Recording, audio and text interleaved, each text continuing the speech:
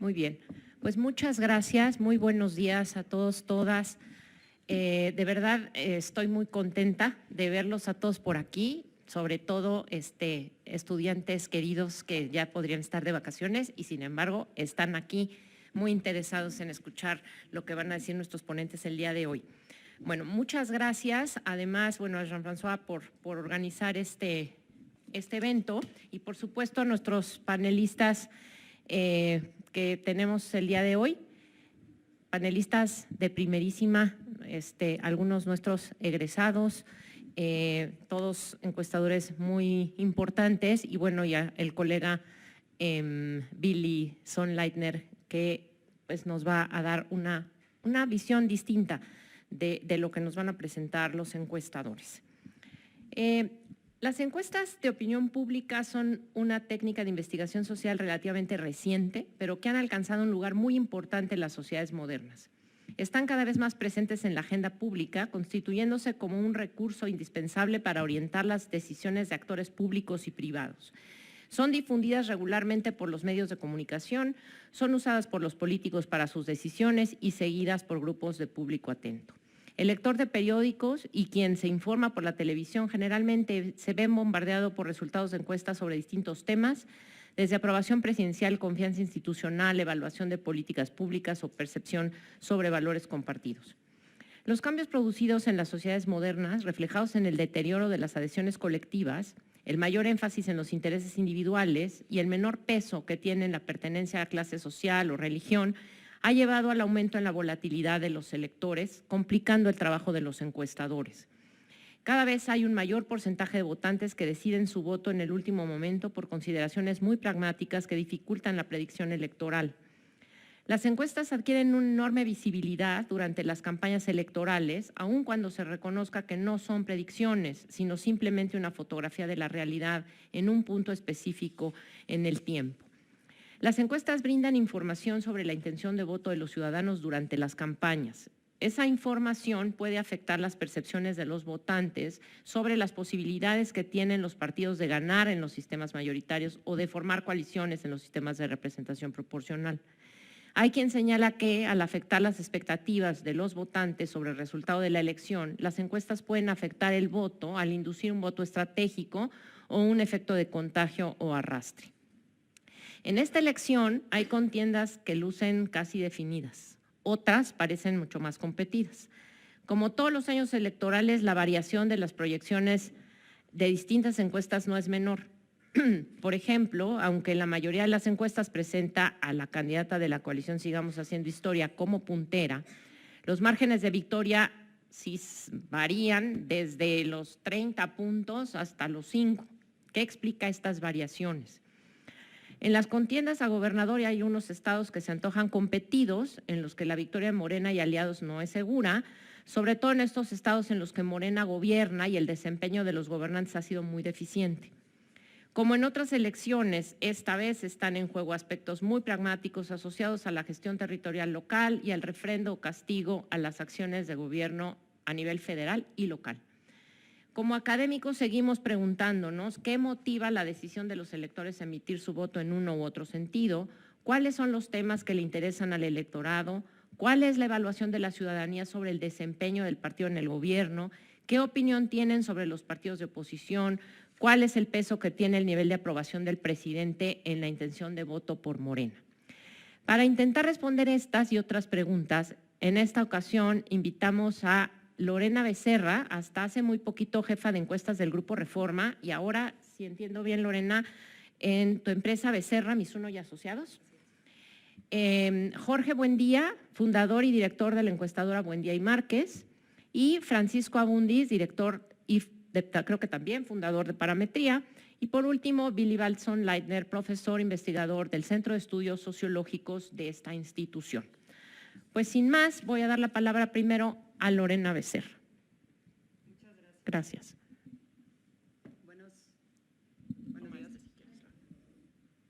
Buenos días, muchas gracias. Gracias por la invitación. ¿Más acá? Sí, ok, perdón. Es un gusto estar con ustedes. Bueno, supongo que a lo mejor Jorge y Francisco traerán datos públicos. Yo en este momento no traigo datos públicos, como comentaba Fernanda. Acabo de independizarme. Creo que estoy haciendo más encuestas de las que no había hecho en muchísimos años, porque desafortunadamente en Grupo Reforma, como a veces financiaba sus propias encuestas, era muy difícil obtener el financiamiento suficiente para el tipo de encuestas, sobre todo las encuestas en vivienda. Pero desde esta perspectiva quisiera comentar un par de puntos, sobre todo con lo que está señalando Fernanda respecto al impacto de las encuestas.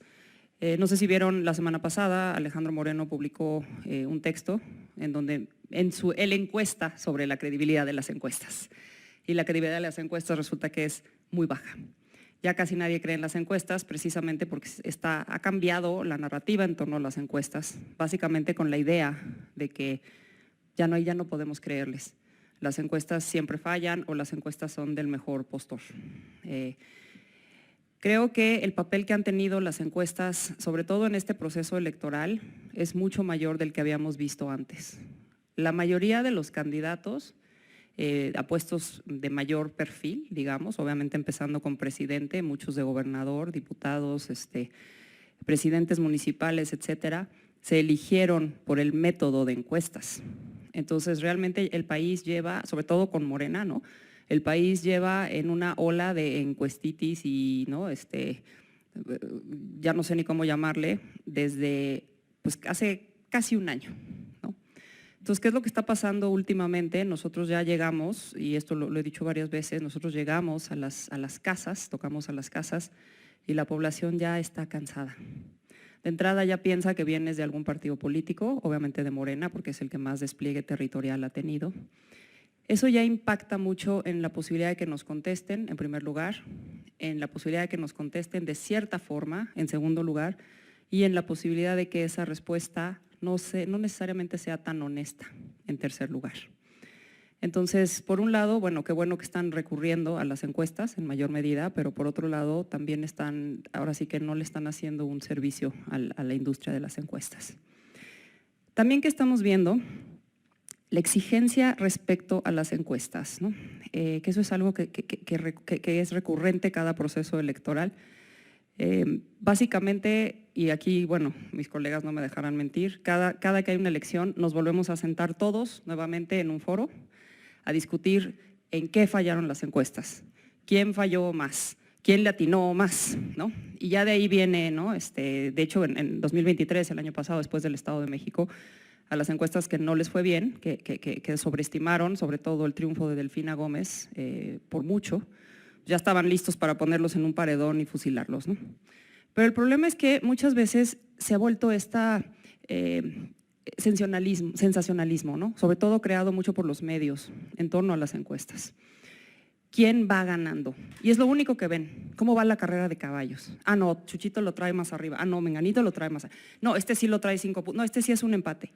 Pero si ustedes se ponen a ver, y hoy salieron muchas encuestas publicadas, una de Jorge, por ejemplo, desde ayer tenemos, creo que en este proceso electoral ha habido pocas encuestas publicadas en comparación con otros, pero si te pones a ver, en realidad la encuesta, una encuesta bien hecha, una encuesta que trae básicamente todo el panorama del electorado, hay otras preguntas, ¿no? Entonces, muchas veces lo que vemos en algunas encuestas de medios es que también te presentan, por ejemplo, las preocupaciones ciudadanas, el enojo ciudadano, el rechazo ciudadano, en qué están pensando los ciudadanos, ¿no?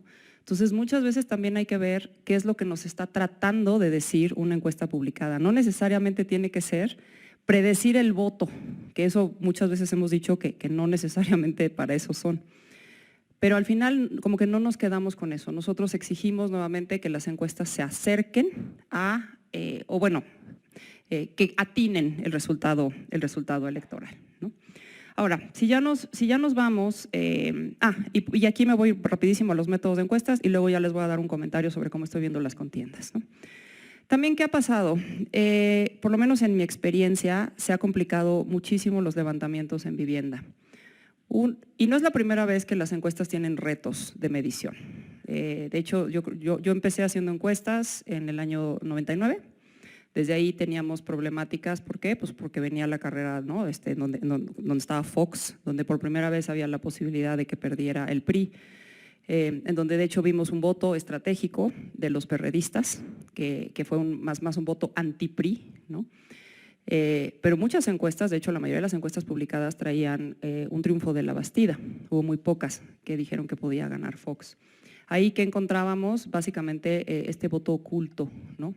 Que la gente no nos quería contestar. Después que empezamos a ver alianzas, sobre todo alianzas PAN-PRD, ¿no? Que no tienen nada que ver en el espectro ideológico, entonces en algún momento también hubo complicaciones para medir esas. Después empezamos a ver candidatos independientes, también fue complicado medirlos, y partidos de reciente creación, partidos nuevos, ¿no? Empezando por Morena, ¿no? Entonces, siempre ha habido retos en las encuestas. Últimamente, ¿cuáles son los retos más importantes? El primero, obviamente, es la inseguridad. Hay lugares en los que ya no puedes encuestar. Ahorita, por ejemplo, uno de los casos más emblemáticos para mí es Chiapas. El deterioro en la inseguridad en ese estado es brutal en los últimos meses. Hay por lo menos una cuarta parte del estado a la que no podemos llegar, o básicamente ya no mandarías a tus encuestadores, ¿no? Pero también hay un problema tratando de llegar ahí de manera telefónica, porque la penetración telefónica en ese estado es pequeña, ¿no? Pero también esto tiene que ver con otras cosas que afectan, por ejemplo, la distribución de las viviendas. Entonces hay muchos lugares en donde también es muy difícil encuestar, por ejemplo en la zona alta de Huixquilucan. ¿Cuántas veces creen que nuestros encuestadores pueden llegar a ciertas viviendas en Bosque Real, por ejemplo, ¿no? A preguntar?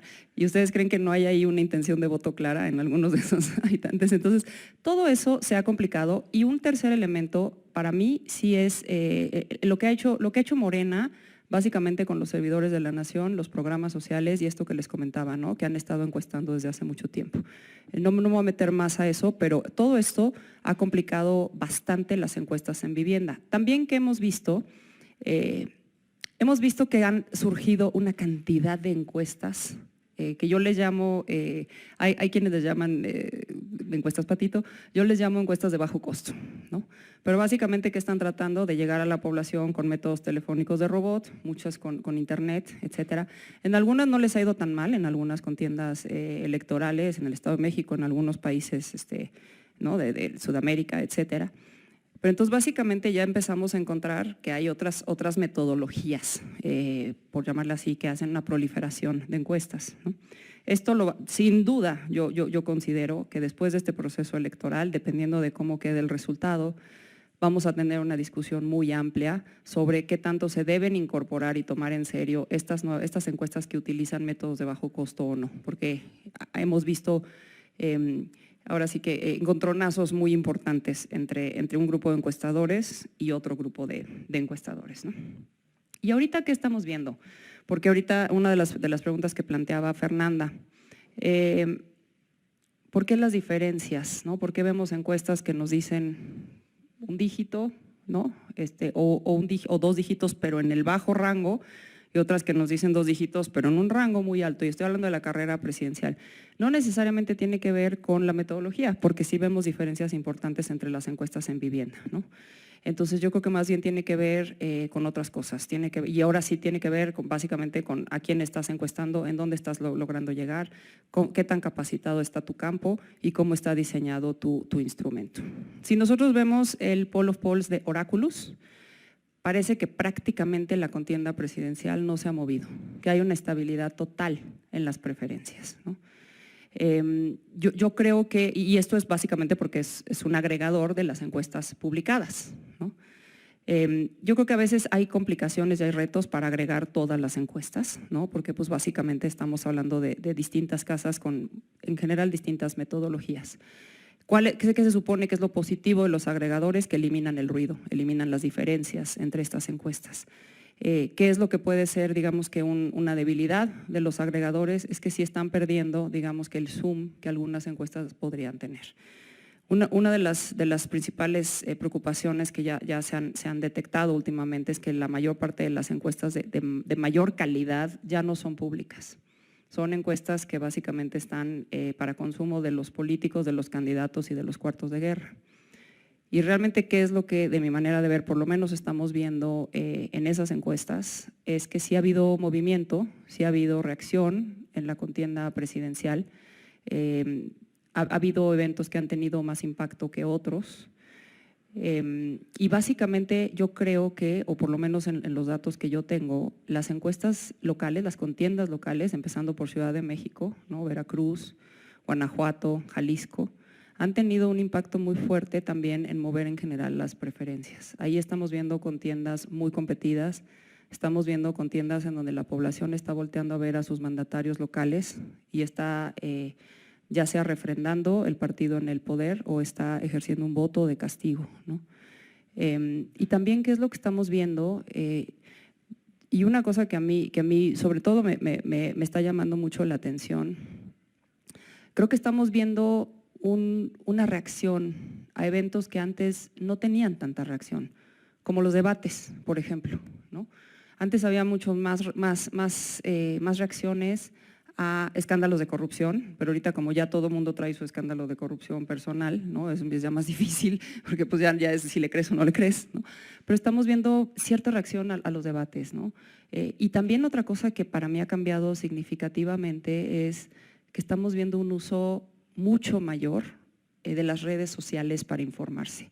De hecho, a nivel nacional es mayor la población, es más o menos 48% que nos dice que se informa de elecciones y noticias por redes sociales, y ya televisión ya está como en 45%, ¿no? Ya el resto ya son diminutos, periódicos, radio, etcétera.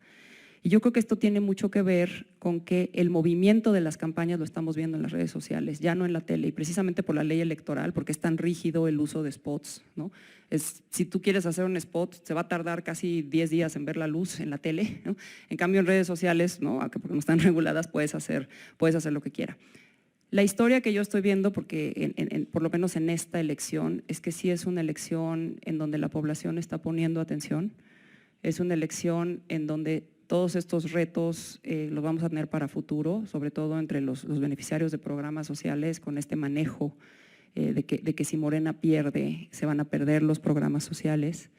Y también es una elección en donde yo creo que vamos a ver un voto dividido mucho más del que hemos visto en otras ocasiones, precisamente porque la contienda presidencial ha sido tan abrumadora, ¿no? Y sí, ¿no? Digo, hemos visto una ruta, digamos, en ese sentido, que como que las personas empiezan a descontar un poco esa parte y empiezan a ver las contiendas locales, ¿no? Y luego creo que el papel de Movimiento Ciudadano, sobre todo en los estados que gobierna, también nos va a dejar mucho que ver para las próximas elecciones. Porque, por ejemplo, en Jalisco podemos ver un voto por un candidato a nivel nacional, por un candidato de un partido distinto a nivel estatal y un partido distinto a nivel municipal. Entonces yo creo que todo esto es una elección que sin duda la tenemos que ver con ojos nuevos. Muchas veces escucho que se compara con el 2018. Yo creo que no va a tener nada que ver con el 2018. En el 2018 vimos una realineación de los votantes mucho en favor de López Obrador por el descontento con el PRI y el PAN. Eso ha cambiado obviamente por el desgaste de gobierno que ha tenido el presidente y Morena, ¿no? Que es natural, ¿no? Es natural el desgaste de gobierno. Y yo creo que esta elección nos va a dejar muchas lecciones en torno a todo esto, ¿no? A la sofisticación posible de los votantes, a qué tanta atención le ponen a los candidatos, al papel de las encuestas, a las dificultades de encuestar y, bueno, muchas lecciones para el futuro. Y con esto cierro.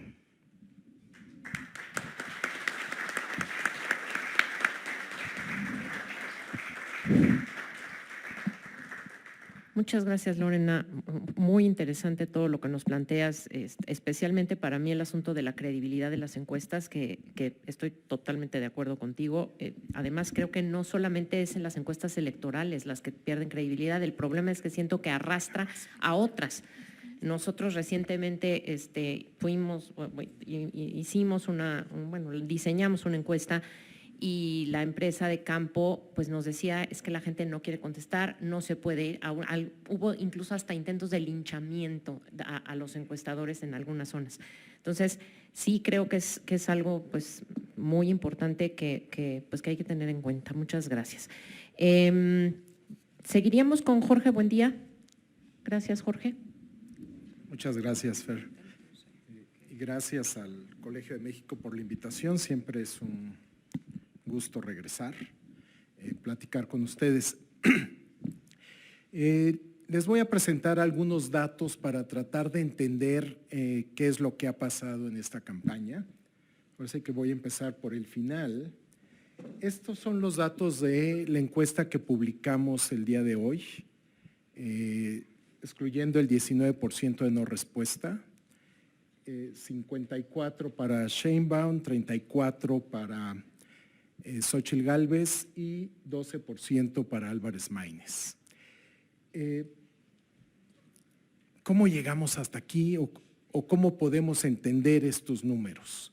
Y para, digamos, incluso para los escépticos de las encuestas, voy a empezar con datos de Google Trends. Este es interés a lo largo del tiempo, todo el mundo lo puede generar. Son los últimos 90 días que prácticamente son los tiempos de campaña. El amarillo es Álvarez Maínez, como pueden ver, es la búsqueda, es la mayor búsqueda durante todo el periodo de campaña. ¿Y con qué está relacionado? Con el accidente de hace unos días.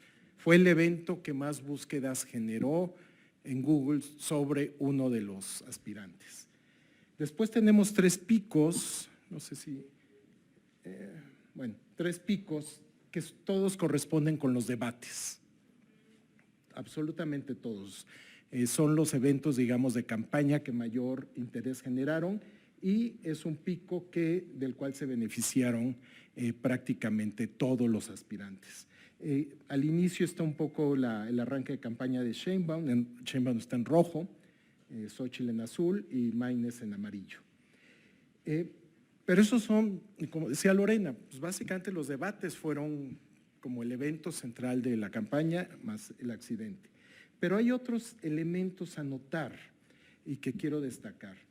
En primer lugar, vean que hasta antes del primer debate, que fue el 8 de abril, si no me equivoco, Maínez era totalmente desconocido, ¿no? Simplemente no existía, era una contienda de 2 y en ese debate lo que generó es que el interés por Maínez es superior a Xóchitl. O sea, a partir del primer debate, al menos en esta serie de Google Trends, el interés por Maínez siguió estando por arriba y de hecho, hasta cierto punto se acercaba al interés por Sheinbaum, que es muy llamativo porque viene de un partido pequeño frente, digamos, a la candidata del partido gobernante. Es el público que está conectado a Internet. Otro dato relevante es, vean, alrededor del primer debate, que hay 2 picos de Xóchitl, 2 piquitos azules. El que le precede al primer debate es cuando salieron los videos de su hijo. Y el segundo, que fue probablemente el que más daño le hizo, fue estás muy güey si a los 60 años no tienes un patrimonio, ¿no? Y cuando ustedes checan en Google Trends aparecía Xóchitl patrimonio, ¿no? Esas eran como las palabras que se buscaban. Entonces fueron 2 eventos que no le ayudaron, digamos, en los alrededores del primer debate. Y ya después lo que vemos es, pues el interés por Xóchitl está en tercer lugar. Maínez, la canción evidentemente lo catapultó en términos de conocimiento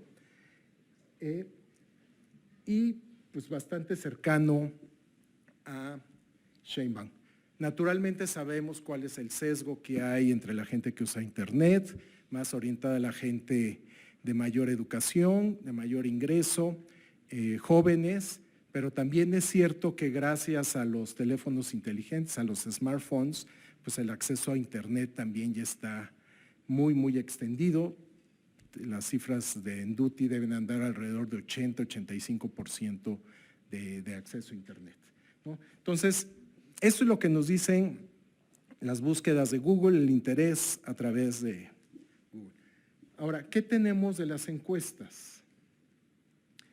Este es el posicionamiento de los distintos aspirantes.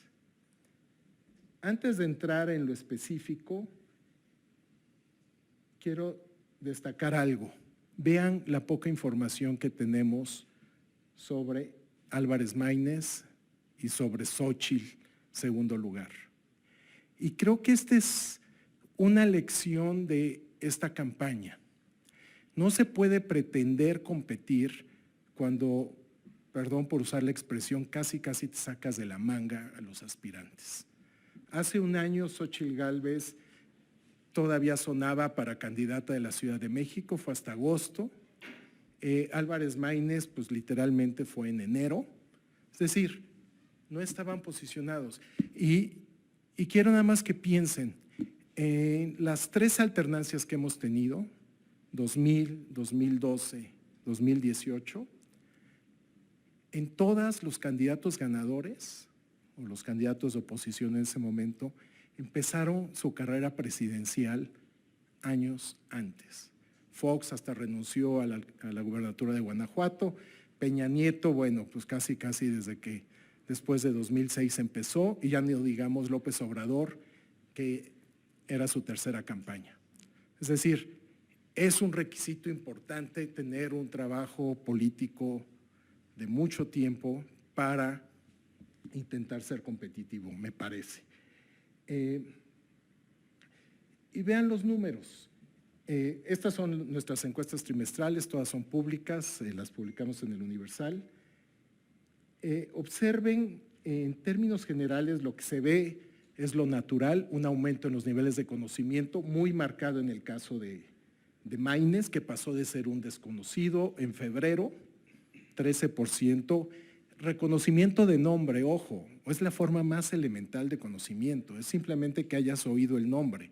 No quiere decir que sepas de dónde salió, con qué partido está, cuál es su rostro, etcétera, etcétera. Y Maínez tiene un crecimiento, de hecho, si ustedes me dicen qué fue lo más notable de la campaña, pues la aparición de Maínez, la irrupción de Maínez, ¿no? Sube de 13 a 73% en niveles de conocimiento y sobre todo una muy buena proporción de opiniones positivas y negativas, casi de 3-1, que es, o sea, logró posicionarse o logró tener un posicionamiento, digamos, en el ámbito positivo. Xóchitl desde el inicio dividió opiniones. La confrontación con el presidente desde el inicio de su candidatura ciertamente no le ayudó mucho porque no solamente es darse a conocer, sino cómo te conocen. Y se dio a conocer en buena medida con la confrontación entre el presidente, y era una confrontación muy dispareja, tanto por los recursos con los que cuenta el presidente, como porque tiene una base de apoyo mucho más grande. Y eso, pues desde el primer momento fue algo, digamos, que impactó en cómo se le percibía. Pero lo más llamativo es cómo le aumentaron los negativos durante la campaña.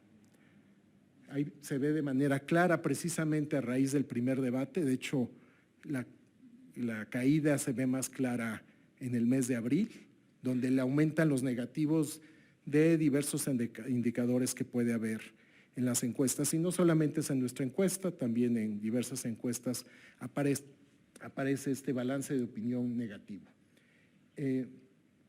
Vean incluso que Maínez tiene más opiniones positivas que Xóchitl, ¿no?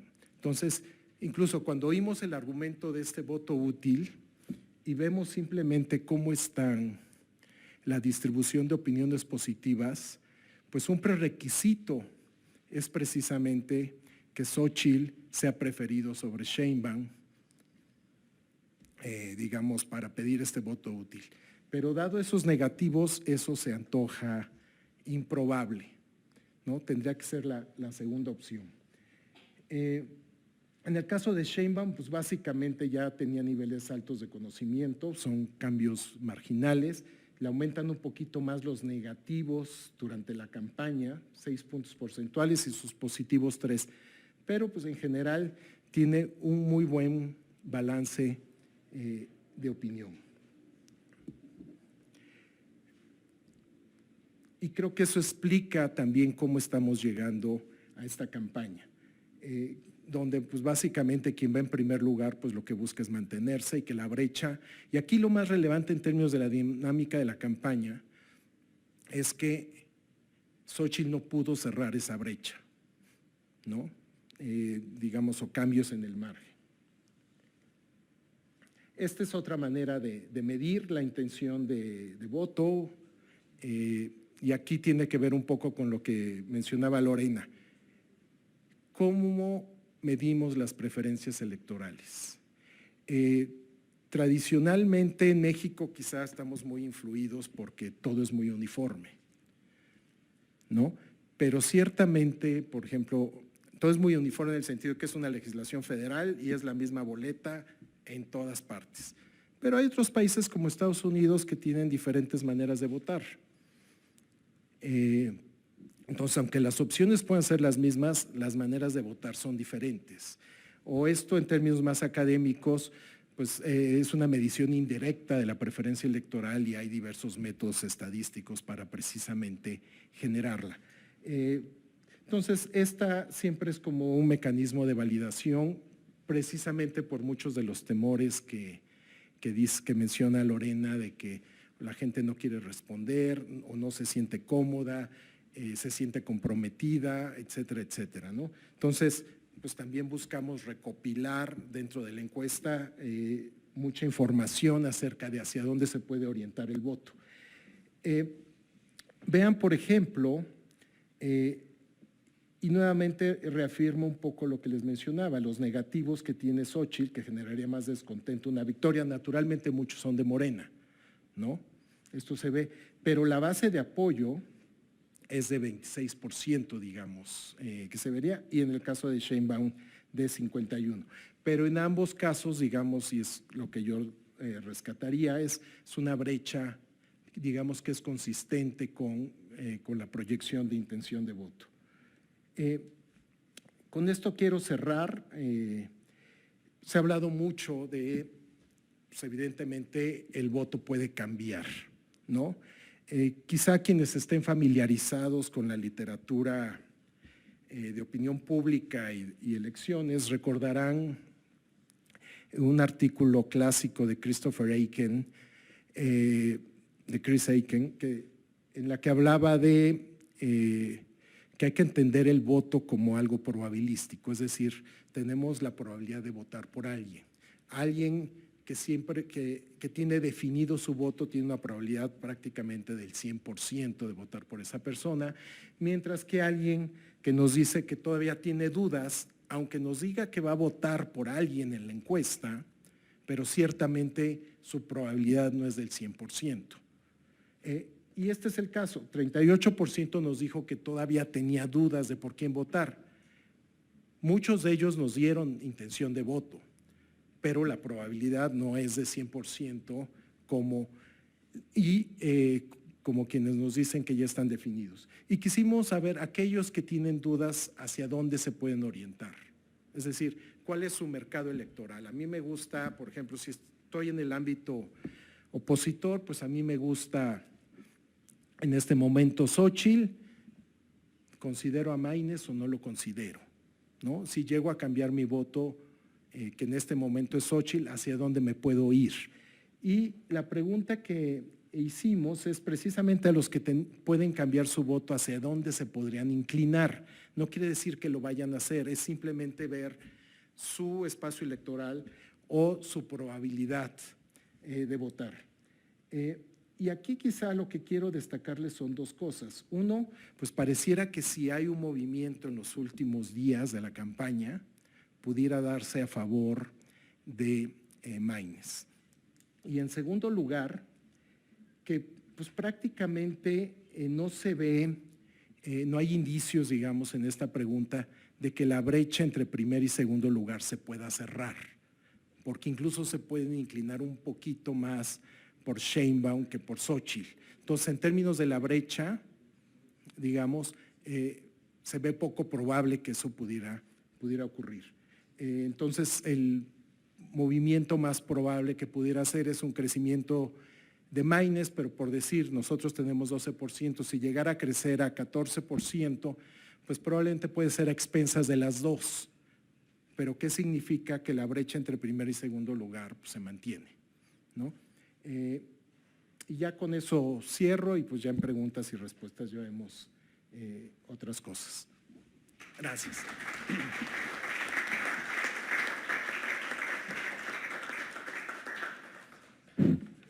Muchas gracias, Jorge. Dos cosas me parecen muy interesantes. La primera, lo que también ya había dicho Lorena sobre los debates. La verdad es que yo jamás pensé que los debates realmente fueran o tuvieran algún tipo de impacto. Es más, ni siquiera me imaginé que mucha gente los viera, lo cual eso me parece importante y qué bueno que pasa.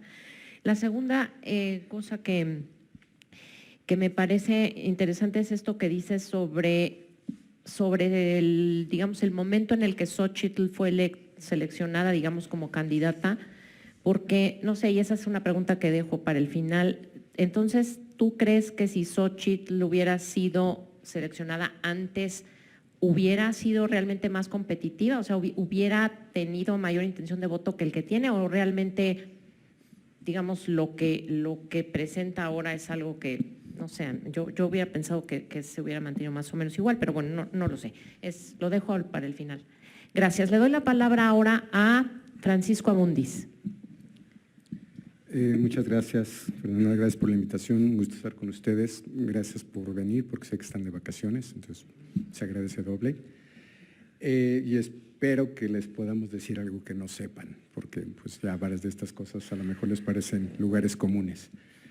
Empiezo por lo que a mí me parece que está de por medio, que es el Congreso. Y empiezo con una revisión breve, que es, tenemos un Congreso hecho para que sea muy difícil tener mayoría calificada, si no es que imposible, pero tener 2/3 partes de ambas cámaras está, en buen español, en chino. Y es básicamente por un diseño de Congreso, no es porque de pronto no haya una fuerza política que lo pudiera lograr, pero tener en el Senado, por ejemplo, diputados de primera minoría o de representación, perdón, senadores de primera minoría o de representación proporcional, digamos, han sido correcciones que se han dado con el tiempo para compensar digamos, la representación política, que no geográfica. Digamos, en México tenemos el caso como que un senador de Colima vale lo mismo que el del Estado de México. En Estados Unidos sería la población de California es 65 veces la de Wyoming, ¿no? Por ejemplo, tenemos los mismos problemas de representación, pero por lo menos en términos políticos hay un intento de compensación. Esta es una revisión rápida de algo que ya había dicho Lorena. Tenemos que considerar que, digo, siempre tenemos la elección más grande de la historia, hay 20,000 posiciones en disputa. Esto no es un tema menor, 30 de los 32 estados tienen, por poner nada más un cargo, elecciones de congresos locales. A lo mejor a ustedes no les interesa mucho que pase en Campeche, Nayarit, Sinaloa, pero si fueran el gobernador y su cuenta pública depende de eso, les aseguro que serían más metidos que en la presidencial, ¿no? Y ese es un efecto que, digamos, si bien en la literatura se conoce como coattail effect, el efecto coletazo, dadas estas elecciones es muy probable que tengamos una especie de efecto coletazo inverso, es decir, que las elecciones locales acaben impactando la elección presidencial. Dice el reglamento del INE que si tú tienes una elección local, digamos como va a ser en la Ciudad de México, te dan 3 boletas para la federal, 3 para la local, pero aunque el orden es que primero pases a la mesa federal y luego a la local, como si alguno de ustedes ha sido funcionario de casilla, sabrá que ese orden no siempre se respeta y depende por qué puertas entre, y entonces a lo mejor uno termina votando primero en la local o la federal. Esas cosas importan en una elección. Y siguiendo con este argumento, de esos, digamos, de estas que son las elecciones más emblemáticas, más allá de las de ciudades importantes y congresos, tenemos estos 9 estados que tienen 121 escaños en sí mismos, ¿no? Es decir, Chiapas, Ciudad de México tiene 22, Jalisco tiene 20, Veracruz tiene 19, y de esas varias están cerradas o no las va a ganar Morena. que una forma de dividir esto es las que ya tiene Morena y las que digamos, las que no gobierna hoy, o las que están cerradas abiertas, como lo quieran ver, pero prácticamente todas estas, salvo Tabasco y Chiapas, están más cerradas para Morena que la presidencial, lo cual implica split ticket, voto dividido o sí. Digamos, Guanajuato no lo van a ganar o está muy complicado, Jalisco está muy complicado, Yucatán está muy complicado. La Ciudad de México está infinitamente más cerrada que la nacional, Morelos está más cerrada, Puebla aparece un dato muy generoso hoy para Armenta, honestamente creo que va a ser menos, van a ser yo creo que 10 puntos, 12 si acaso, pero todas están más cerradas salvo Tabasco y Chiapas, lo cual implica voto dividido. Esto es cortesía, reconocimiento a Oráculos, ¿no? para que vean que tomamos en cuenta los promedios que hacen los colegas. En esto solamente tendría un par de observaciones. Si ven aquí la diferencia promedio es de 22 puntos, se ve claramente el crecimiento de Álvarez Maínez. En a manera, digamos, de análisis general, y ya lo mencionó mucho Jorge, va más allá de los debates, va más allá, incluso diría de la propia estrategia que ha sido muy exitosa. El espacio existía. Cuando hicimos la simulación de MC con Marcelo Ebrard, si recuerdan en términos políticos, se rumoró la posibilidad de que él se pudiera ir con MC, MC llegaba a 15 puntos. Es decir, ese espacio siempre existió. El tema es si había alguien que lo pudiera ocupar y parece que pues es muy difícil que un candidato tenga el tono, el tema y el segmento. Y Álvarez Maínez lo está haciendo y si quieren elaboro un poco más. En esta es la tabla, digamos, de lo que Oráculos toma en cuenta. Yo nomás tendría ahí dos problemas. Uno es Áltica, porque Dios sabe qué hacen, ¿no? O sea, nadie tiene idea de cómo hacen esa. Y en el caso de, digo, un colega de mucha reputación, pero que también serviría tener más transparencia, que es el Financiero. No sabemos, o sea, sabemos que es un método mixto, telefónica, vivienda, pero ponderadores no sabemos, ¿no? Esta es una compilación que hace Consulta, que es interesante porque Consulta tiene T-Research y publica en El Economista, o sea, ahí publica dos de las suyas, entonces pues creo que pesa más en el promedio. Y si ven aquí solamente toma en cuenta, salvo T-Research, todo lo demás es, y esta que mencioné del Financiero, es cara a cara en vivienda. Y aquí tal vez el dato relevante es ¿Cuál es la diferencia? Apuntador, no. Bueno, es la columna que dice diferencia efectiva. Y si ven, pues todos están casi por arriba de 20, creo que solamente somos 3 que estamos por debajo, que es GEA-ISA, el Financiero precisamente y nosotros. Pero digamos, esa sería como una primera división en estos datos. ¿Quién está arriba de 20 en la diferencia y quién está abajo? Nuevamente, tomando en cuenta solamente las que están hechas cara a cara en vivienda. Un par de slides sobre metodología. Estamos en un momento más irónicos para la industria porque los partidos políticos están en realidad realizando sus elecciones primarias con encuestas a falta de otro mecanismo, pero tenemos la mayor difusión de publicidad disfrazada de investigación. Creo que nunca hemos vivido esto, ¿no? Bajo el argumento de yo tengo la tecnología y yo sé cómo lo hago, pero no te lo puedo revelar porque pues es secreto industrial, ¿no? Es como decir tengo el secreto de la Coca-Cola, entonces perdón, pero no puedo. Eso, si ustedes lo dicen en buena parte de las democracias del mundo, en una conferencia como ERRA, ESOMAR, WAPOR, se ríen a carcajadas de quien lo diga. Porque eso es el principio básico de la ciencia social. Transparencia, replicabilidad, validación. Y el problema que estamos teniendo en México es ese, básicamente, que digamos, como los que circulan su información por redes sociales y no aparecen en un medio como tal, pues no tienen por qué entregar ni bases de datos, ni con tener un buen PowerPoint, ¿no? Les basta, una buena forma de distribuir. Pero pues, básicamente los códigos de SOMAR y WAPOR, que creo que varios es lo que más respetamos o por lo que nos regimos, o digamos WAPOR comprende APOR, el código básico es transparencia. y la forma de tener más fácil transparencia, la verdad es que es con las mediciones cara a cara, ¿no? Bueno, y simplemente no existe tal cosa como las encuestas por internet, ese es un invento. Existen paneles por internet, que es lo que hace el Pew Research, que es lo que hace Chicago en su departamento de sociología, es lo que hace NORC, es lo que hace Ipsos Internacional, paneles por internet. Ipsos, por cierto, que es de los mejores que tiene un panel internacional, advierte que para lo que publica, su muestra no es representativa para 12 países, incluido México. Incluye Argentina, incluye la India, y para otras 18, 20 democracias, dice, aquí sí créetela, te estoy dando el dato sobre mi panel, ¿no? Pero bueno, son de los… por ejemplo, si nos comparamos con otros países de América Latina, hace poco me enteré en un foro de esta naturaleza, que en Perú solamente se puede publicar si son encuestas cara a cara. No pueden publicar ustedes otra cosa. En Brasil, si ustedes no dicen claramente qué hicieron, las penalizaciones son espectaculares. Y bueno, Argentina y Chile no tienen el problema que estamos teniendo, por el propio gremio se regulan más.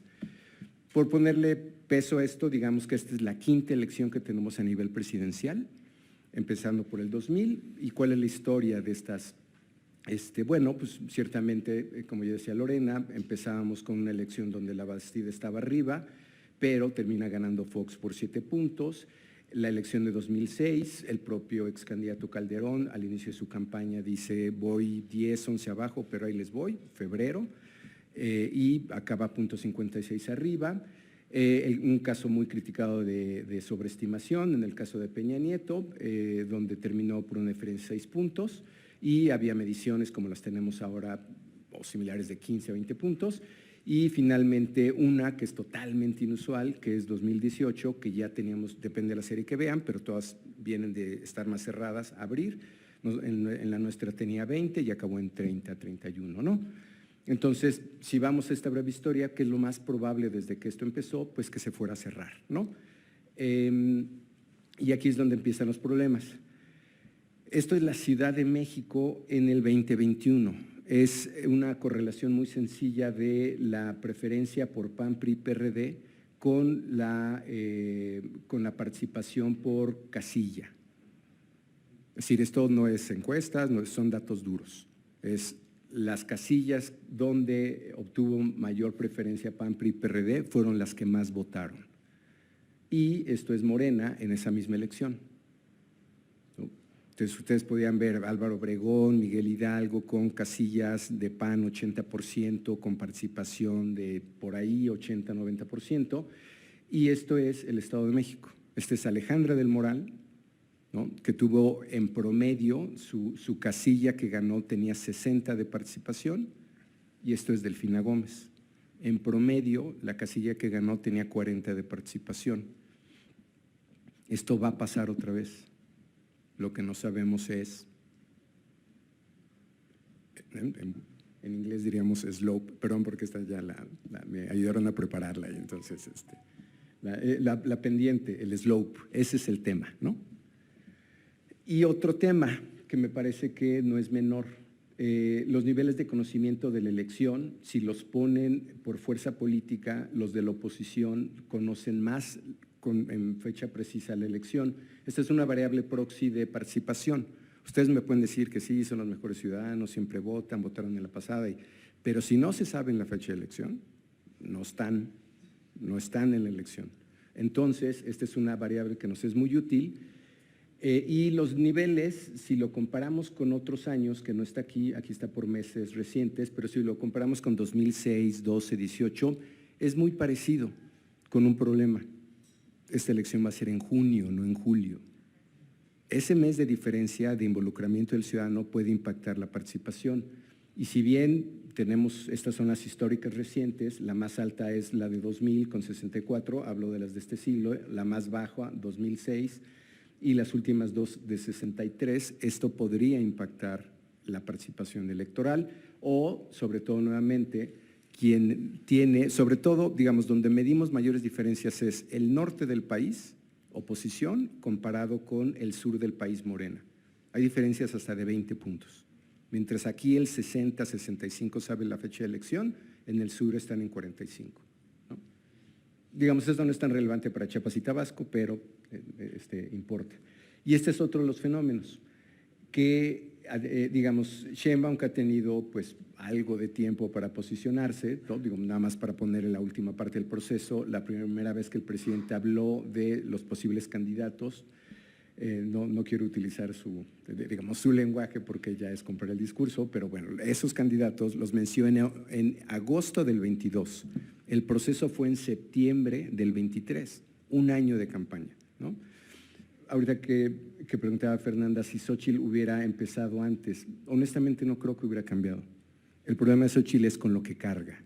Siento decirlo, y en defensa de ella, ni siquiera es ella, ¿no? O sea, bueno, este es el crecimiento, si bien este es el fenómeno, que algunos otra vez no, o sea, yo al principio la verdad es que me pareció que estaba como muy errado en la estrategia, recordarán cómo empezó peleándose con Manlio Fabio y hasta que encontró su lugar, ¿no? Y su lugar es básicamente, no te pelees, tú eres la parte feliz de esta contienda, ¿no? Mientras los otros dos se pelean tú eres el que en las cenas le da salida al que quiere salir a votar y no va a votar y no te quieres pelear con nadie, ¿no? Entonces, básicamente tiene una estrategia, creo que ha sido muy eficaz más allá de su nivel de conocimiento. Vean, desde que empezó, esto es una serie que empezó en febrero del 23 y vean cómo venía Xóchitl. Pero otra vez, o sea, se los voy a poner en un gráfico, o sea, siempre ha estado en números negativos, este es el saldo de opinión positiva menos negativa, y quien tenemos más mediciones por razones obvias desde que empezó era del ex jefa de gobierno, que su crecimiento ha sido paulatino, con algunos estancamientos, pero finalmente siempre con imagen positiva, ¿no? Ser la jefa de gobierno en esta ciudad da una plataforma mediática a nivel nacional. Lo que pasa en esta ciudad es noticia nacional.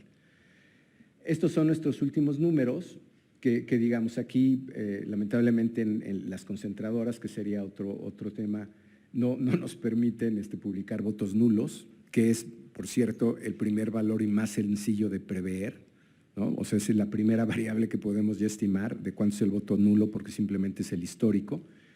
Ya tenemos el crecimiento aquí muy importante de Álvarez Maínez, que según nuestra última medición que se publicará mañana con Reuters y Milenio, ya subió de esto.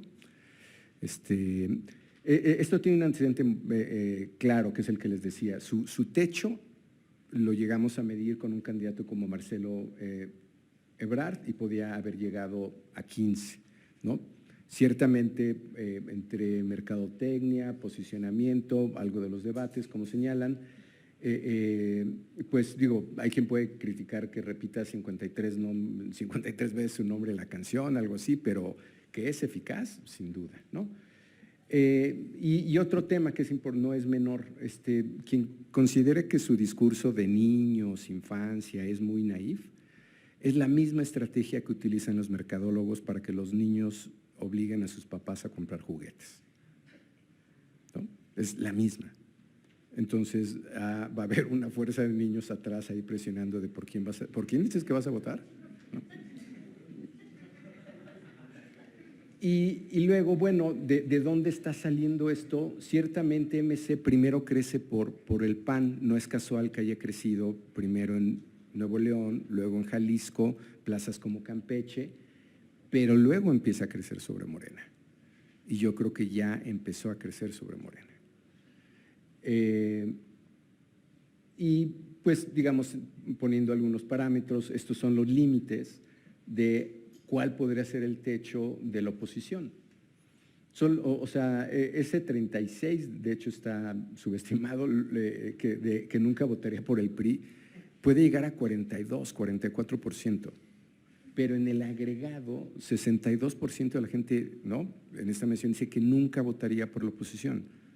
¿Cuál es el techo de la oposición bajo estos parámetros? 38, o por ahí, ¿no? Y esta es, bueno, de dónde viene ese voto negativo, ¿no? No me paro mucho aquí. Digo, la idea es que tengan esta presentación, si lo quieren revisar, no quiero abrumarlos con números. Pues son los temas de la elección con sus ventajas y desventajas. Economía, siempre economía, muy a favor del oficialismo, ¿no? La gente está… Por eso cuando empecé a ver las campañas de Xóchitl también era como, o sea, en esta idea de nos estamos perdiendo el nearshoring y entonces podríamos estar mejor, ¿no? O sea, como un discurso de es que alguien se llevó tu queso, ¿no? Y la gente así como, ¿cuál queso? O sea, pues si nunca lo he tenido, o sea, ¿no? Yo tengo programas sociales, el país está creciendo, ¿no? Entonces, economía, inseguridad con sus características, corrupción y salud. Es breve algo que me prestó Valeria Moy sobre cómo está la inversión extranjera y qué está pasando en el norte, pero más importante que eso, cómo está el sentimiento del consumidor. La gente está feliz, están comprando, y hay quien dice que es consecuencia pospandémica, pero la gente está, a diferencia de 6 años, que era,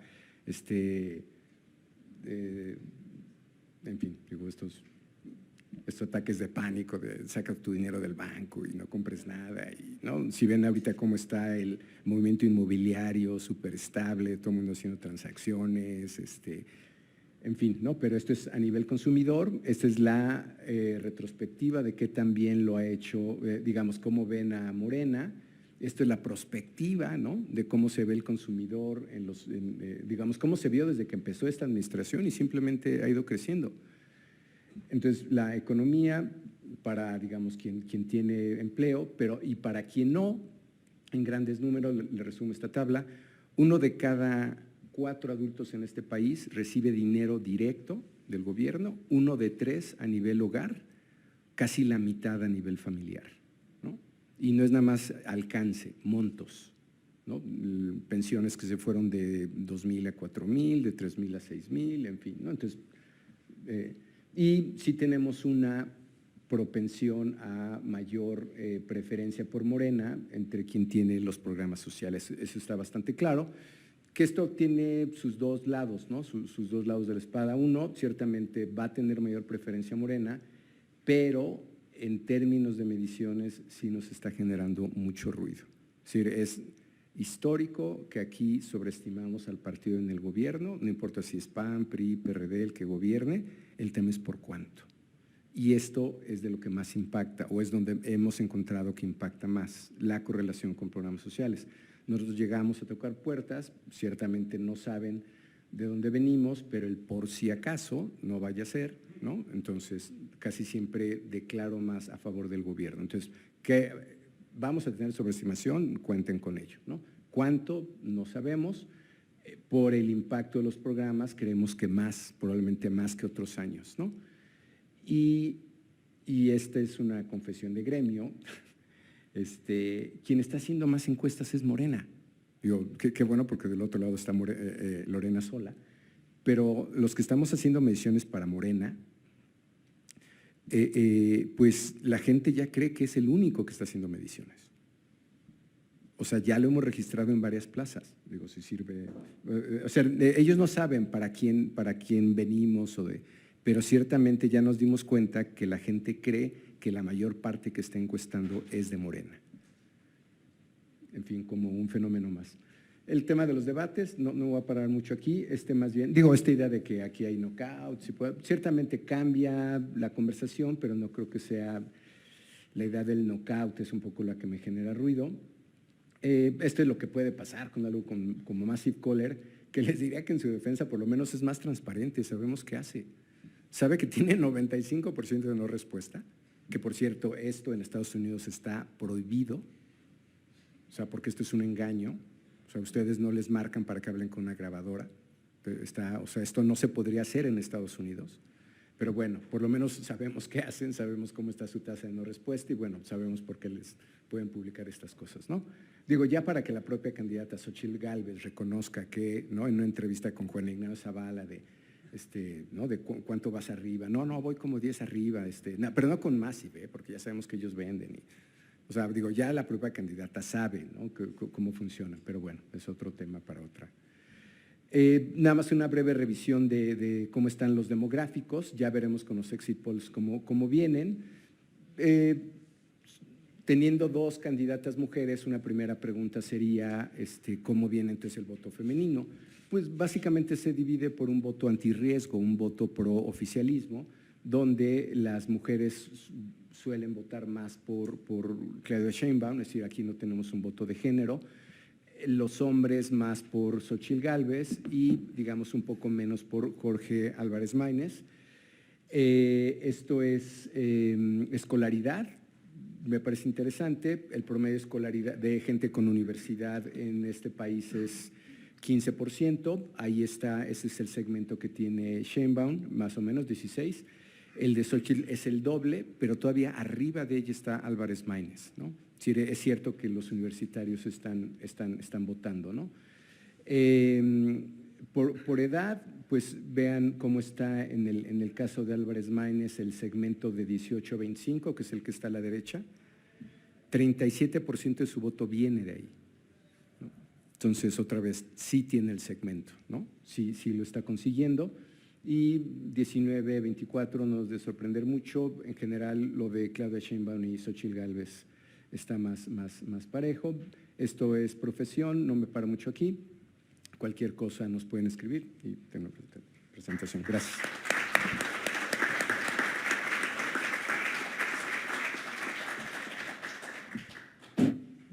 Muchas gracias, Francisco. Igualmente interesante.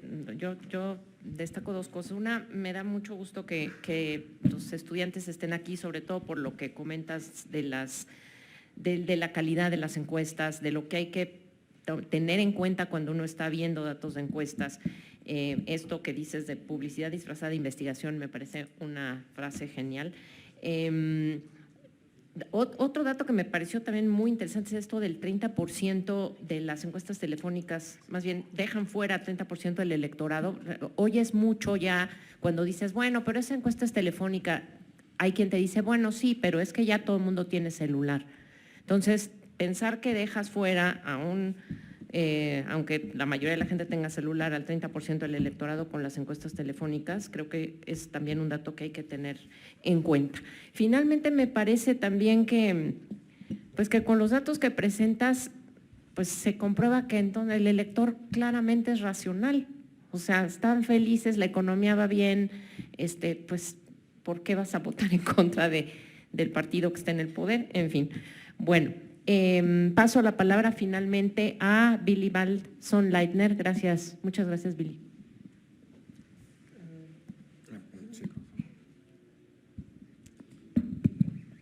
Bueno, muy buenos días. ¿Se escucha bien así? Sí. Muy buenos días a todas y a todos. Empiezo por lo más importante, que es agradecer a María Fernanda Somuano y sobre todo a Jean-François Prudhomme, quien asumió el riesgo, que es un riesgo real, de introducir muchísimo ruido dentro de esta mesa. Cuando me invitó la primera vez, yo dije, bueno, el problema es que yo no soy encuestador, y no lo soy consumidor de datos individuales de encuestas, es decir, que sí trabajo con esos datos, y de hecho estoy fascinado con las encuestas desde hace 35 años, así que, pero como consumidor, como que nunca he producido una, y me queda muy claro cuán complejo es producir una buena encuesta. Y creo que eso es.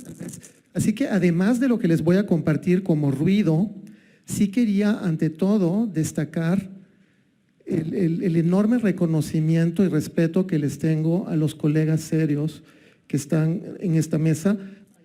Hay algunos más que no están en esta mesa y que son igualmente serios, pero veamos, el gremio está sufriendo actualmente de críticas que no necesariamente son justificadas, porque ha crecido demasiado rápido el gremio y digamos que no tiene mecanismos internos de control, pero lo que voy es que lo que se les está acusando a las encuestas en realidad, pues lo acaba de decir Francisco, está claro que Massive Caller, yo no sé si lo que hacen ellos merece el nombre de encuesta, no lo sé.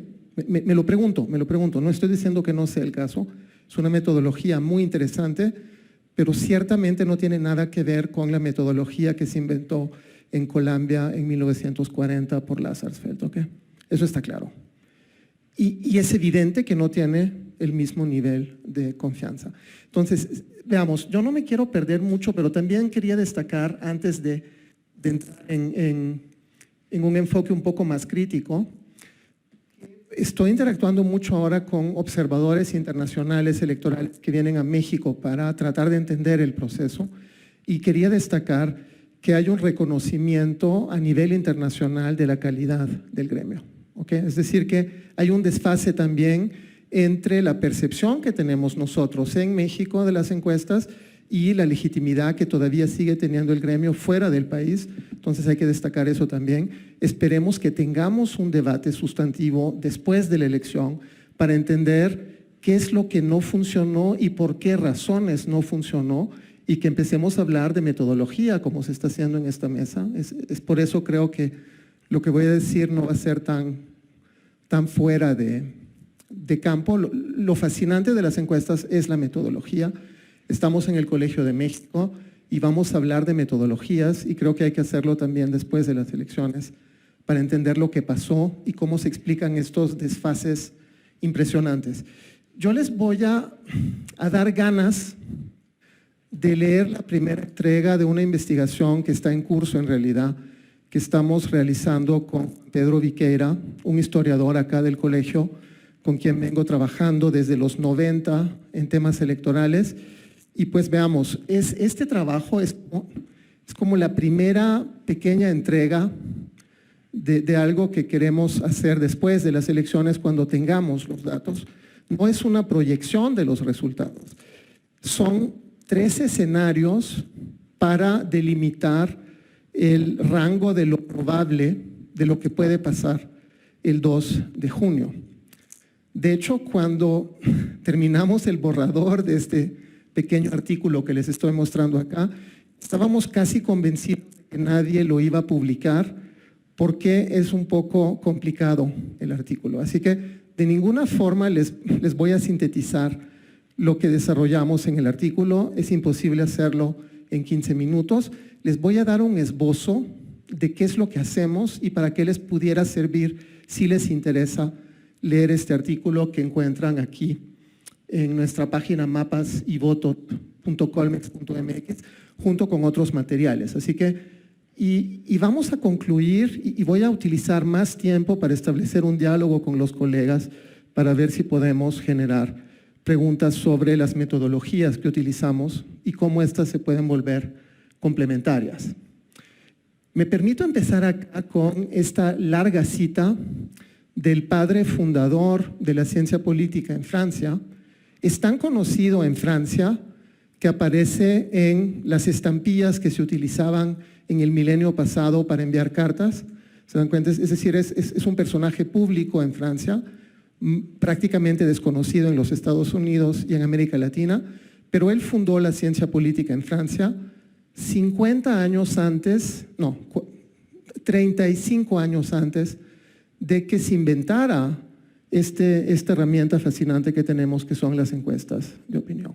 Entonces, él necesariamente trabajaba con datos agregados, trabajaba con resultados electorales, pero descubrió un conjunto de hallazgos que siguen siendo válidos y que nos ayudan a entender el comportamiento electoral. Y pues, sintetizando, lo que dice es el hallazgo fundamental de la ciencia política. La política es efectivamente súper contingente, es imposible de predecir.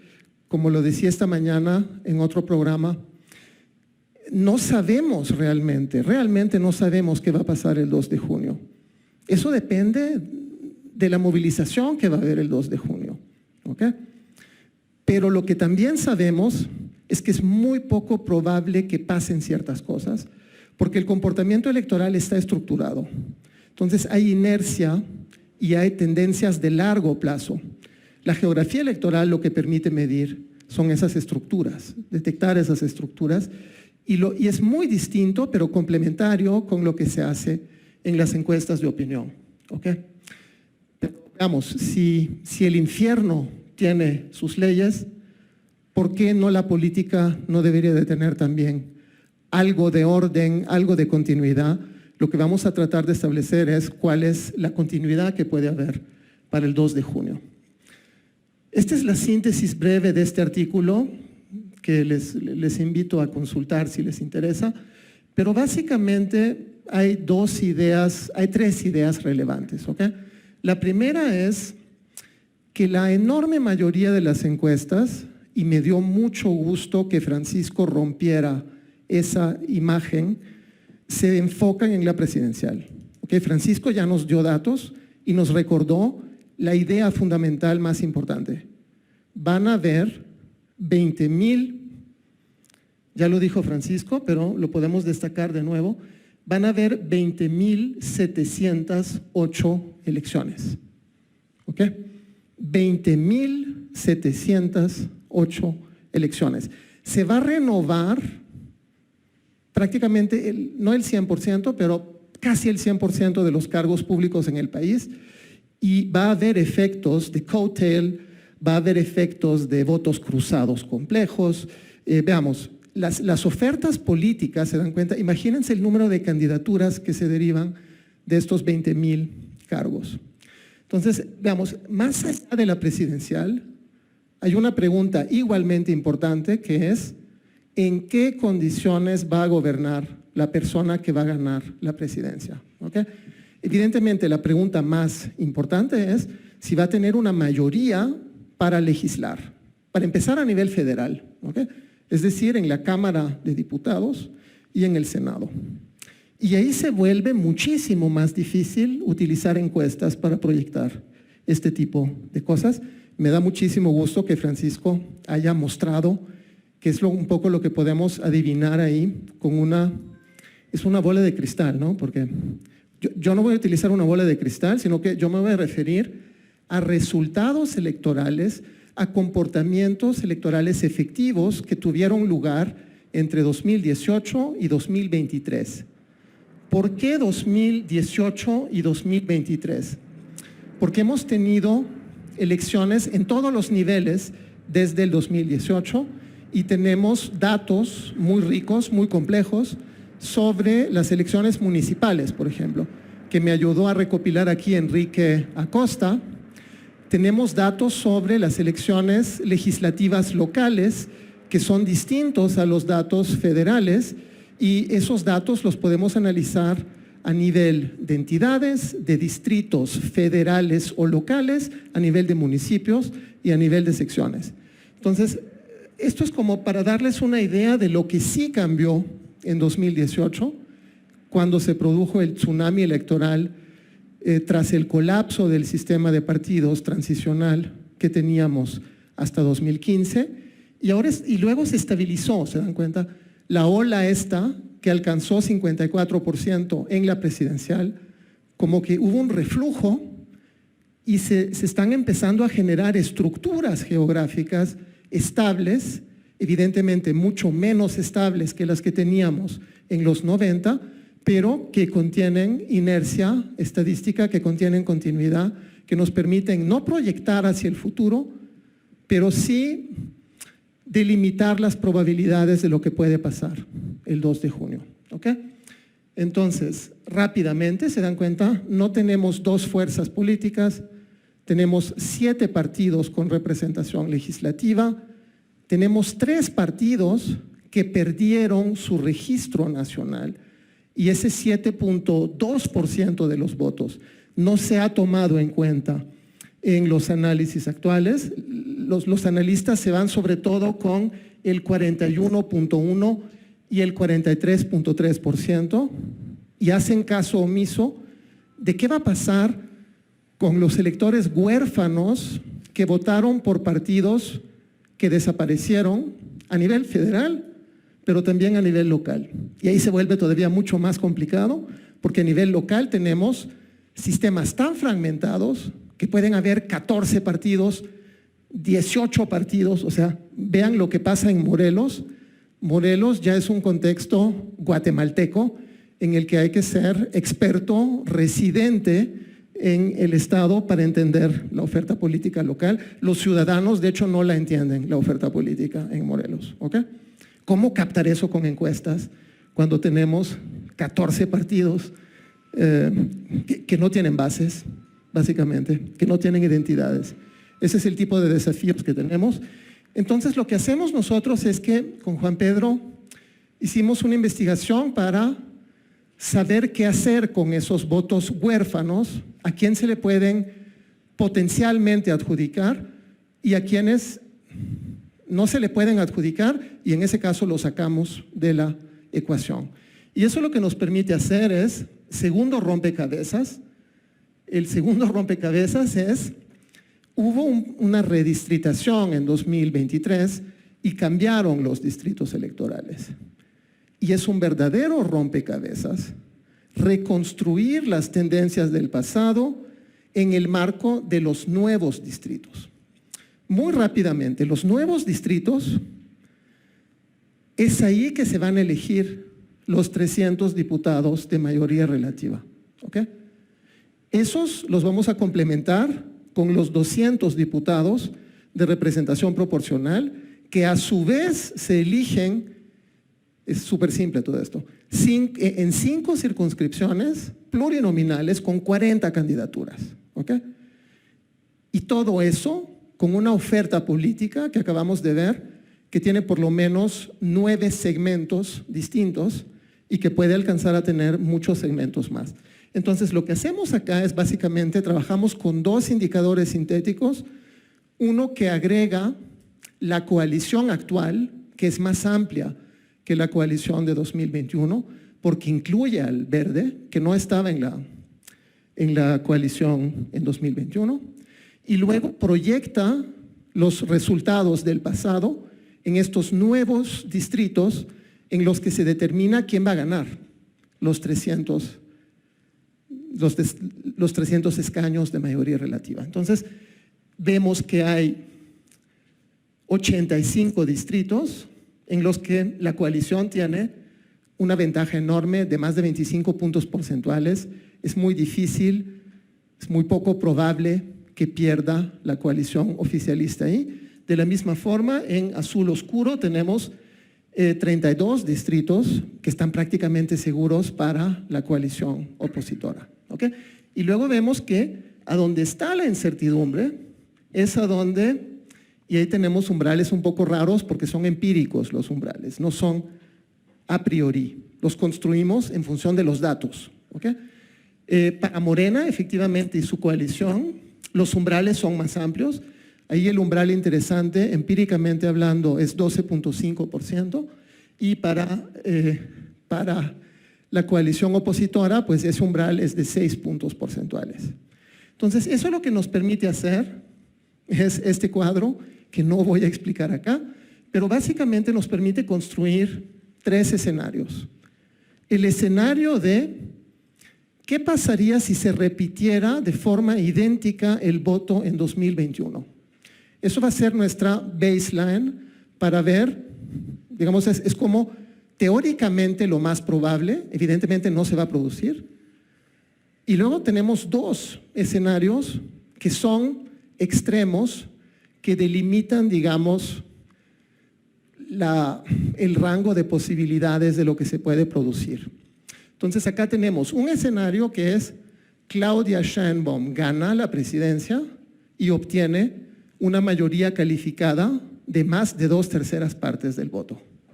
Ya dijo Francisco, ¿por qué eso es prácticamente imposible? Tiene que ver con el diseño del sistema electoral. En México pasamos 30 años dando seguimiento a las demandas de la oposición de la izquierda para garantizar que las fuerzas minoritarias tengan representación, y por ende tenemos uno de los sistemas mixtos más interesantes en el mundo que garantizan efectivamente una representación de las fuerzas minoritarias. Es decir, por esa razón de diseño institucional, es muy poco probable ese escenario. Creo que ya lo explicó mejor Francisco. Entonces, pero es probable. Entonces, no, es posible, es posible. Entonces, lo que hacemos es, ¿qué tuviera que pasar para que, a pesar de este sistema, Morena o la presidenta Sheinbaum obtuviera una mayoría calificada? Pues básicamente se dan cuenta, y están los escenarios, no voy a entrar. De la misma forma, ¿qué es lo que debería de pasar para que, si gana Xóchitl Gálvez, Xóchitl Gálvez tuviera no una mayoría calificada, eso es realmente imposible, pero una mayoría absoluta de más del 50% que le permita gobernar? El sistema está diseñado para eso. ¿ok? El sistema no es incompatible con una mayoría relativa. El problema que tenemos es más bien un problema de fragmentación partidista que impide eso porque hay 7 fuerzas políticas, ¿ok? Vale, entonces ahí están los escenarios. Lo mismo lo hicimos para la Cámara de Senadores. Como saben, otro sistema fascinante, magnífico, 128 escaños, de los cuales 64 de mayoría simple, 32 de mayoría de segunda mayoría, de primera minoría, que le tocan automáticamente la segunda fuerza, y luego 32 escaños en una sola circunscripción nacional que tienen un efecto ultra proporcional. ¿Okay? Eso es lo que hace que sea muy difícil conseguir la mayoría calificada, pero también, en este caso, la mayoría absoluta si ganase Xóchitl Gálvez. Entonces acá también de nuevo tenemos estos 2 escenarios. ¿Qué es lo que tuviera que pasar para que Claudia tuviera, y se dan cuenta que en el caso de Claudia hay menos pero. En el caso de Xóchitl hay más, es menos probable, pero es posible. No se puede descartar, lo sabremos el 2 de junio. Para que no se nos vaya el tiempo, hicimos lo mismo para las gubernaturas y aquí usamos datos de las elecciones legislativas locales. Hicimos pues la investigación para adjudicar estos votos de no registrados y estos votos de partidos, entre comillas, independientes, que tienen afectos y cercanías políticas no independientes. Y acá también ya lo dijo Francisco, lo que está realmente indeterminado, lo ven acá en los colores más claros, ahí tienen el número de votos de distancia que hubo en estas últimas elecciones locales legislativas, a donde realmente está indeterminado es en la Ciudad de México, en Jalisco, un poquito en Puebla, y luego pues ya se vuelve menos competido, pero también pueden haber sorpresas. Van a haber sorpresas, pongámoslo así.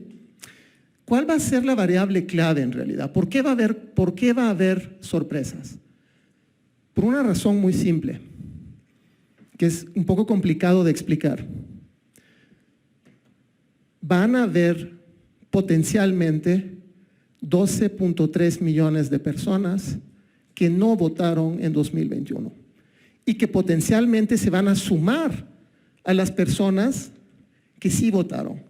Entonces, potencialmente vamos a pasar de 47 millones de votos válidos a 59.6 millones de votos válidos. Es decir que los votos válidos van a incrementar en 125.8%.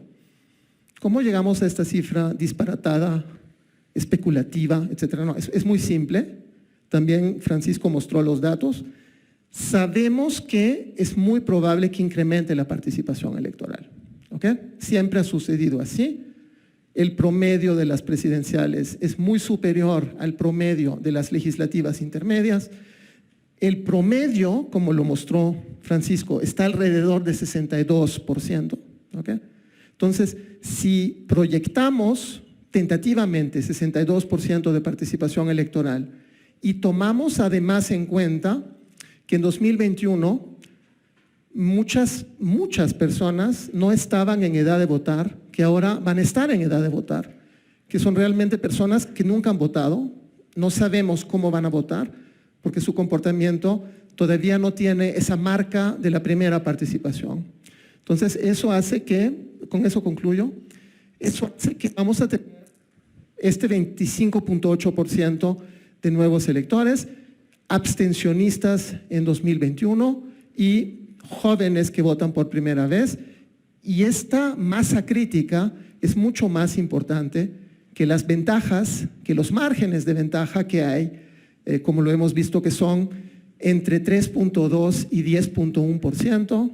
Esto es más del doble, se dan cuenta, va a ser la variable clave si salen a votar estas personas. Si no salen a votar, evidentemente no va a pasar nada. Vamos a tener el escenario intermedio que pudimos observar en 2021.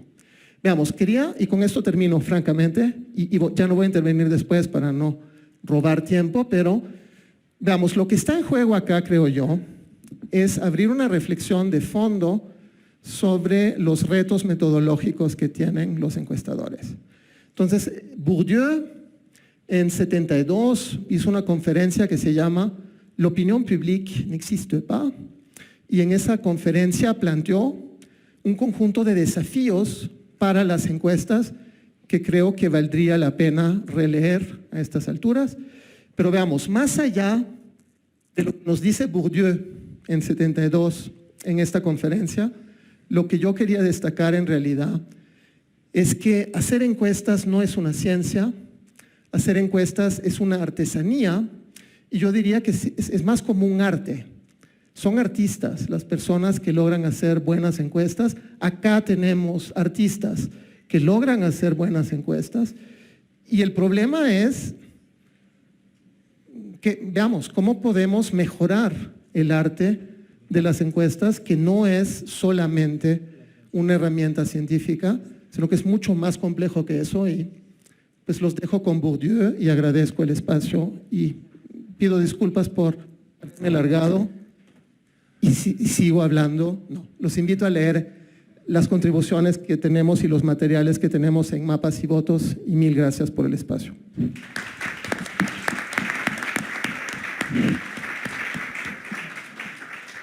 Muchas gracias, Billy. Me gustó mucho que empezaras tu presentación diciendo no sabemos qué va a pasar el 2 de junio, porque efectivamente eso es una frase que solo se cumple en una democracia.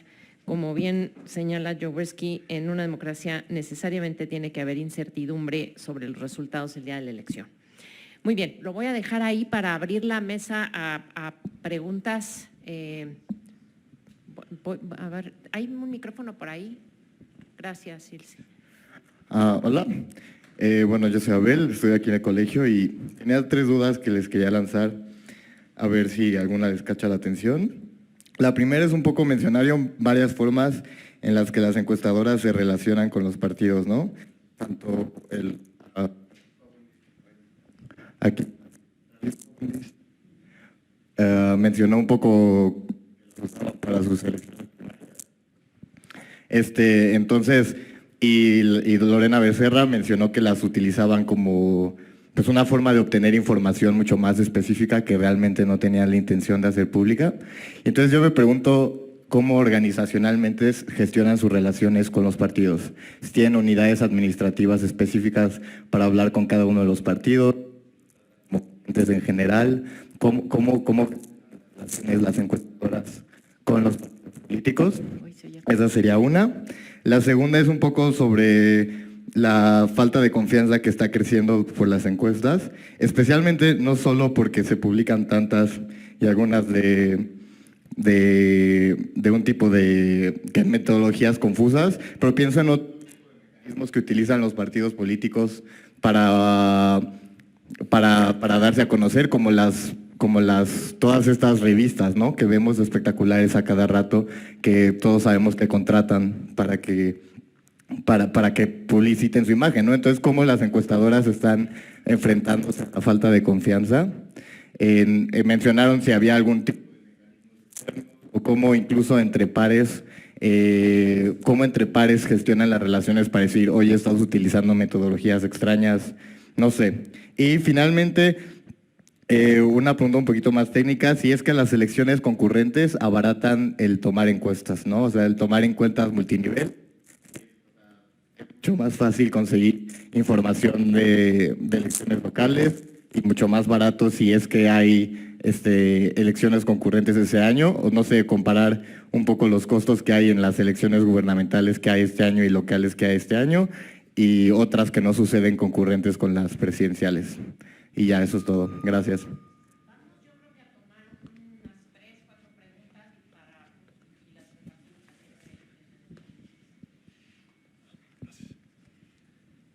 Bueno, buenos días. Daniel Hurtado, estudiante de la maestría en Ciencia Política.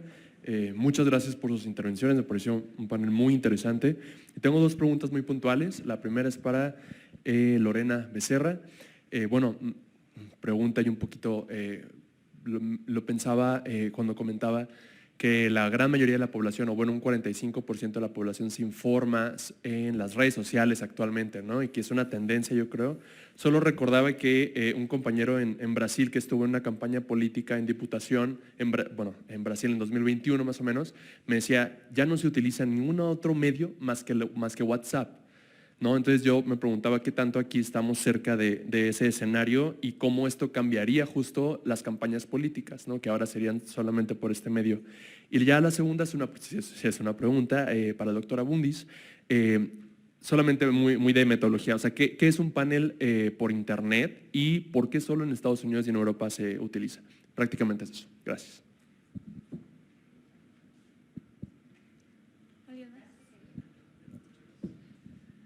Gracias, Dante Sánchez de la Maestría en Ciencia Política. Qué gusto y es una mesa muy interesante. Igual mi pregunta va en el sentido un poco del uso de las encuestas y un poco con lo que estamos viendo que ustedes discutieron bastante sobre las redes sociales, ¿no? Y cómo las encuestas pues, sí tienen un efecto sobre, digamos, la alteración de las percepciones, digamos, de las personas, ¿no? Entonces, pues mi pregunta es un poco, ¿cómo ven ustedes este escenario en México particularmente, ¿no? Hubo varios comentarios en cuanto a que hay cosas que pasan en México, pero que en otros países no sucederían, ¿no? Entonces, justamente en esta lógica de cómo las encuestas alteran las percepciones, yo lo que he visto mucho en redes sociales es que ya se pueden lanzar como encuestitas en Twitter, por ejemplo, ¿no? De que ¿por quién vas a votar? En Facebook, ¿por quién vas a votar? Y las personas realmente están confiando en eso y ven que el candidato tal está repuntando y no, es que va a ganar Maines, entonces pues ni modo, hay que votar por X o Y persona. Entonces, justamente pensando en eso, en que hay países, hay lugares en donde hay cosas que no se pueden hacer, que en México sí suceden, pues mi pregunta es, ¿qué es lo que tendrá que pasar para que en México comencemos a confiar un poco más, digamos, en estos mecanismos como de fact-checking y de empezar a mejorar las metodologías que tenemos para justamente mejorar, digamos, las percepciones y la opinión pública? Sería todo. Gracias.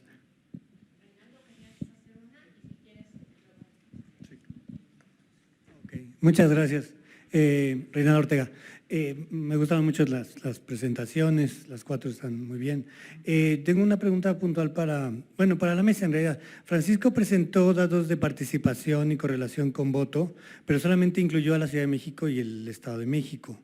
Y los patrones de participación en el resto de los estados no siguen necesariamente el Estado de México y la Ciudad de México. Entonces, en ese sentido, no sé qué tan... Y se ha repetido mucho en los medios esto de que se aumenta la participación, la oposición. A mí no me queda para nada claro eso, porque pues, por lo menos en términos del partido gobernante históricamente, el partido gobernante, si tiene capacidad de movilización, generalmente gana las elecciones. Y en ese sentido... y eso va a ir relacionado con lo de Billy, pues el escenario por los mismos números que nos presentó del 21 trasladado a la elección actual, pues está dando más de 200 diputados a 204, de hecho, si se bien la suma, a Sheinbaum. Que eso pues le daría, 204 distritos, pues le daría esa mayoría calificada, ¿no? Lo otro sí se ve mucho más complicado, ¿no? Y la otra, y esa sería para los cuatro, porque los cuatro están presentando como un porcentaje de 53-54% para Sheinbaum en la presidencial. Si eso es así, pues ese escenario de mayoría calificada sería con mayor probabilidad que no. O hay ahí, yo sé que la ley electoral castiga mucho, no mucho, pero castiga al partido mayoritario, con 42% tiene el 50% de la Cámara, pero aún así, si esas tendencias se confirman, pues parece mucho más fácil tener una mayoría calificada. Bueno, pues.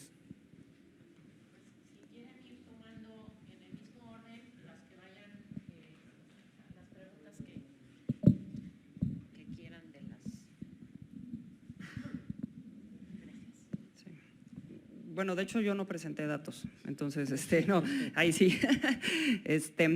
A ver, en el tema de la concurrencia, ¿no? Creo que la pregunta era si abaratan las encuestas. Bueno, de hecho, pues no, digo, las encuestas están ahí, a veces te piden municipales, a veces te piden distritales, a veces te piden estatales, entonces, digo, las que tienen, no necesariamente por eso ya, digo, si depende del público objetivo al que quieras medir, ¿no? Básicamente. Y por ejemplo, cuando hablan de la probabilidad de mayoría calificada, etcétera, es muy difícil estimar los asientos que puede tener un partido, porque para eso realmente tendrías que tener una encuesta a nivel distrital. Entonces tendrías que tener 300 encuestas, ¿no?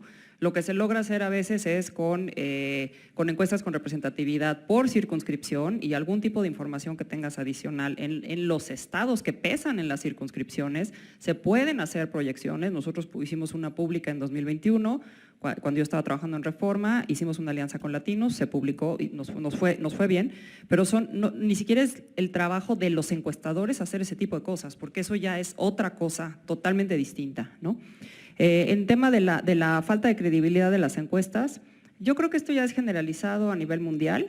De cualquier manera, creo que todavía no existe un sustituto de las encuestas.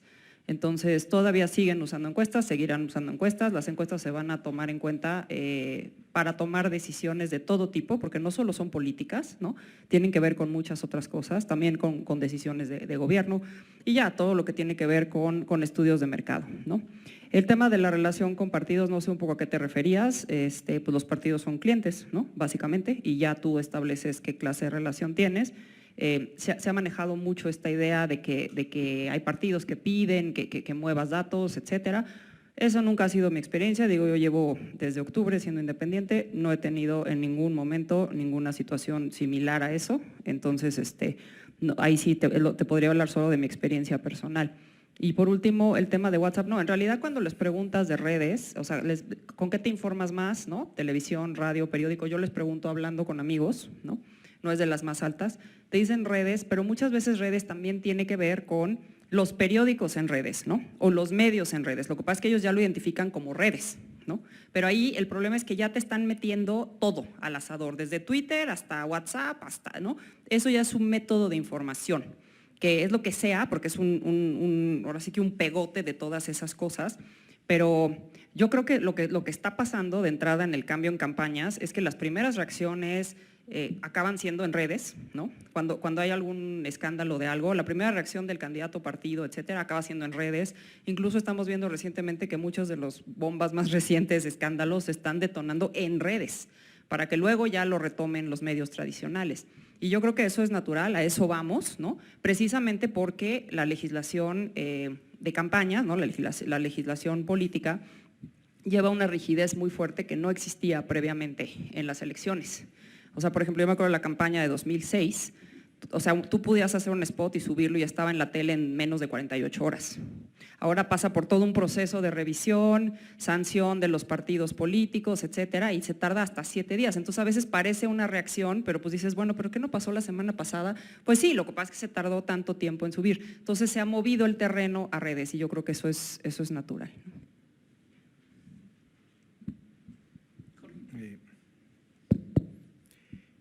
Bueno, sobre las encuestas telefónicas. Y también podemos meter ahí las encuestas online. No olviden que es simplemente el modo de entrevista, es cómo hacemos la entrevista. No hay nada nuevo, no hay nada universal, de avant-garde, es simplemente cambios de modo de entrevista como históricamente ha habido. Antes había por correo, después volvieron las telefónicas, ahora es, o los robopolls, que pues, es telefónica, pero es un modo de entrevista, y en línea. Entonces, en general, es un modo de entrevista y ahí el tema crucial es la cobertura. ¿A cuánta población le puedes llegar a través de eso? Y las encuestas telefónicas, en el caso de México, según los datos de INEGI, teléfono fijo en casa es 45-50% de los hogares, o sea, es verdaderamente un problema. Celulares es entre 80-90%, anda como en 85-88%. Es decir, las de celulares tienen una cobertura mucho más alta que las telefónicas. Ahora, problemas de las telefónicas, ya sea celulares y fijo.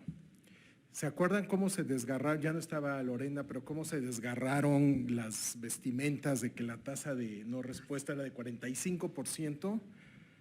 Bueno, una telefónica es de 92, 98%. O sea, la probabilidad de conseguir una entrevista efectiva, aún con una base de datos telefónica, es mucho mayor. Ya no les digo las online. Pero el principal problema de las encuestas telefónicas en México, de la gran mayoría, es que no sabemos qué marco muestral están usando, no sabemos a quién se están refiriendo. ¿Por qué? Porque la mayoría de las bases de datos que se utilizan, ya sea celulares o telefónicas, son de call centers. Entonces, pueden ser 5 millones de números, pero pues no sabemos si son 5 millones de números de la Ciudad de México o bien distribuidos. Entonces, ese es realmente un problema, y ahí sí no hay absolutamente nada de transparencia. Usar el único marco muestral que existe, que es el de IFETEL, es bastante complicado. ¿Por qué? Porque lo que nos da IFETEL son bloques de 100 números que les asignan a las telefónicas.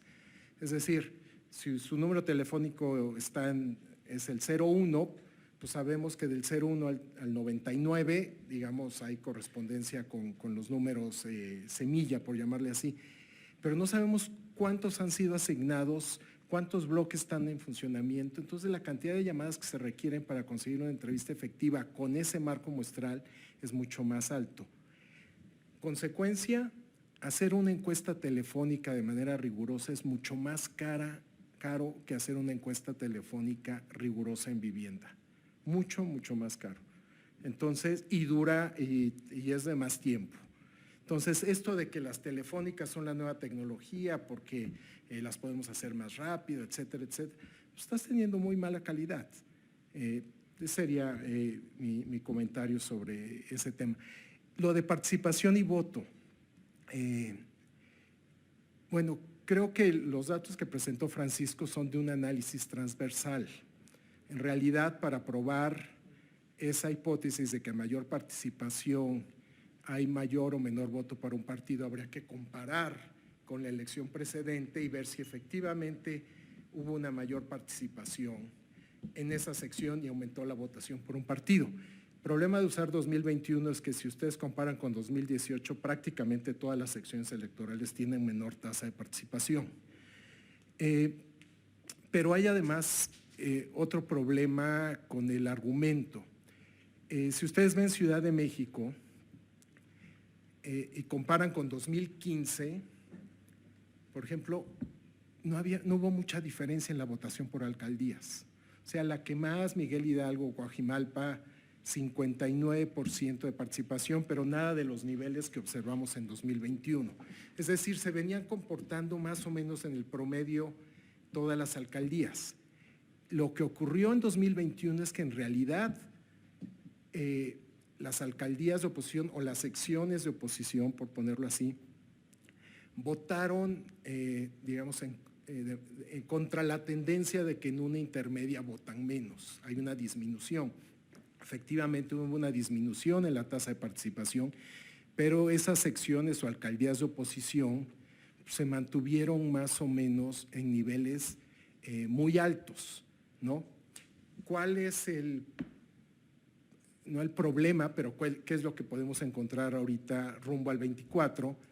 Que lo más probable es que las alcaldías como Iztapalapa o Gustavo Amadero, que votaron justo en el promedio, pues van a regresar, van a tener una mayor participación porque van a votar como acostumbran en una elección presidencial o cuando hay concurrencia de jefe de gobierno y presidencia, van a aumentar su participación. Dicho de otra forma, es más probable que aumente la participación de 2021 a 2024 en las secciones de Morena que en las secciones de oposición, porque ya vienen de un nivel muy alto. O sea, ya el incremento va a ser muy limitado, porque además hay otro problema con la participación, que es el problema del denominador. O sea, el padrón está desactualizado, hay muchos muertos, además de gente que no vive en la sección. Entonces, ¿cuál es la tasa real de participación cuando pues todo depende de qué tan bien está ese padrón? Pero esa es simplemente la tasa. Yo creo que el tema es que vamos a regresar a ver aumentos en la tasa de participación de manera natural. O sea, votaron 52% en el 21, los promedios de las dos últimas presidenciales son 63%. Va a haber un aumento en aquellas secciones o en aquellos votantes que simplemente no se aparecen en las intermedias, ¿no? Pero de ahí a derivar que van a votar más por la oposición, pues yo creo que de hecho se podría dar hasta incluso el fenómeno contrario.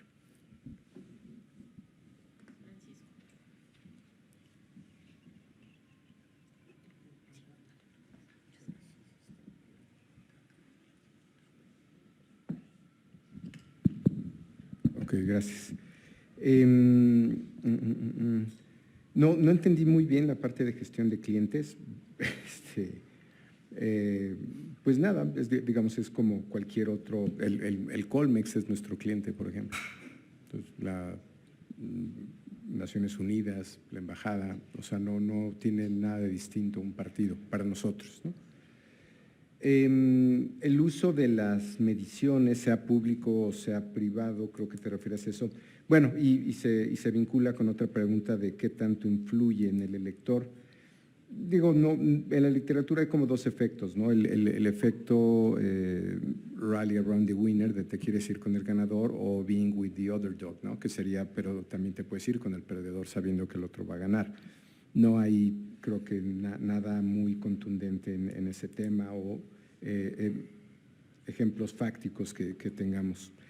Lo que sí es que creo que hay mucha información privada o mucha información no publicada con la cual se toman decisiones. Es decir, y ahí entrarían no solamente los partidos políticos. O sea, les puedo poner ejemplos de empresarios hoteleros que prácticamente para ver a qué candidato le van a inventar, digo, esto es completamente ilegal, pero es lo que hacen, para ver a quién van a apoyar de una manera formal, informal. Ellos quieren saber a quién le van a apostar y mandan a hacer sus mediciones. Muchos empresarios hacen eso, de hecho. Ahí sí te diría, pues yo sí he visto una influencia muy clara de lo que hacemos, ¿no? Pero mucho más a ese nivel, más que el público en general, ¿no? O sea, mucho, y bueno, ciertamente procesos internos de los partidos, y algunos ya esta vez fueron muy públicos, se definen a través de esas mediciones. Al hacerlo público, en algún sentido, te estás asegurando que quien entró a ese proceso no salga de él, ¿no? Pero ese es otro, digamos, es un tema vinculado. Sí, digamos, ahora que lo mencionas, irónicamente sí hay mayor eficiencia en la medición con la concurrencia, porque puedes medir, por ejemplo, una ciudad por distritos locales, ¿no? Y entonces mides el distrito, mides la ciudad y a su vez puedes medir, eso te puede dar un distrito federal, por ejemplo. Entonces, en un solo cuestionario puedes tener varios cargos de gobierno, puedes tener un distrito local, puedes tener una ciudad, puedes tener senador, diputado, digamos, existen esos. Entonces sí, entre más elecciones tengas en un solo, no siempre se puede, pero en general sí te permite más eficiencia, ¿no? Metodología de panel, es simplemente tener una muestra preseleccionada, ¿no? Y cuando se mencionaba el caso de los mensajes de WhatsApp, por ejemplo, eso lo hace mucho YouGov, que es una empresa en la Gran Bretaña, pero que también lo hace sobre un número precompilado de números. O sea, tiene las características de esos números, sabe quiénes son. Entonces, digamos, un panel bien hecho sale mucho más caro que lo que hacemos aquí nosotros cara a cara en vivienda, porque lo tienes que mantener, tienes que pagar incentivos, tienes que reclutar, tiene un periodo de morbilidad o mortalidad, es decir, tienes que estarlo renovando. Entonces, pero son paneles que, digamos, la construcción te puede tomar años, literalmente, y varía, digamos, de los que tiene más amplio, por ejemplo, NORC, para Amerispeak, que es un panel que tienen, pues pueden ser 15,000, 20,000 miembros del panel para hacer una encuesta de 1,000 casos, pero tú dices quiénes van a entrar ahí. Y en ese sentido, la forma en que tú recopilas la información es a través de sí, puede ser de un correo, pero no es como mandas al aire a Facebook y a ver quién te contesta, ¿no? O sea, ese es lo que no, digamos, en temas de rigor metodológico no existe, ¿no? O no se hace. Otro panel muy importante es el de Pew Research, que por ejemplo, para el 90% de los estadounidenses que tienen acceso a Internet, ¿no? Tienen eso, pero para el otro 10%, que en general son hispanos, afroamericanos, les regalan tablets, ¿no? Entonces, para una encuesta, por ejemplo, de 5,000 personas, regalan 500 tablets para tener la misma metodología. Digo, son tablets que nunca vuelven a recuperar, pero hiciste un proyecto, digamos, con el mayor rigor, ¿no? El tema de los patrones de participación, digamos, ciertamente lo que se esperaría es que Morena regrese a sus niveles normales. Lo que pasa es que los incentivos son muy distintos, es decir, lo que teníamos en el 2018 eran morenistas muy enojados y ahora tenemos morenistas con dinero en la bolsa y muy contentos. A los que además ya les dijiste que vas a ganar por 20 puntos, que fue en parte lo que podría haber pasado en el Estado de México. Es decir, esto de ya gané tiene los dos lados, ¿no? Tiene el lado de desincentivo para participar, ¿no? O sea, ¿para qué quieres mi domingo de fútbol si ya ganaste, ¿no? O sea, eso creo que sí puede tener ambos efectos. O, digamos, eso podría haber pasado también en 2012 con el tema de Peña Nieto. Más que alta o baja participación, nuevamente es un tema de participación diferenciada, es de quién va a salir a votar. Y más allá de las correlaciones de datos agregados, por eso me refería a datos individuales de encuestas de fecha de la elección. Es decir, la oposición sí está más involucrada. Y por eso les di el extremo del norte, por ejemplo, ¿no? En la región norte puede haber 20 puntos de diferencia respecto al nivel de conocimiento de elección de la región sur. Entonces, digamos, una forma de trivializar o simplificar este argumento es alta o baja participación. No es alta o baja, es quién. Y tampoco es likely voter, que es el término más conocido en la literatura. De hecho, está pasando un poco en Estados Unidos. Cohen de la Universidad de Siena, que es el pollster para el New York Times, ha sacado varios artículos como el problema de los demócratas es un problema de voto no motivado. Es un problema, no es necesariamente que el público americano crea que Trump es una mejor opción, no, es que los trumpistas están muy motivados y están dispuestos a defender su voto. E incluso lo llevan a temas como niveles de energía de cada candidato, ¿no?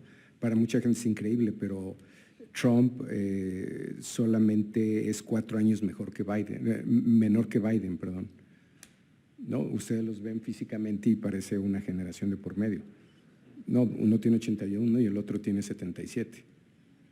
Pero el tema de la motivación de quién sale a votar, que es un poquito distinto en la literatura del votante probable, es lo que está haciendo la diferencia.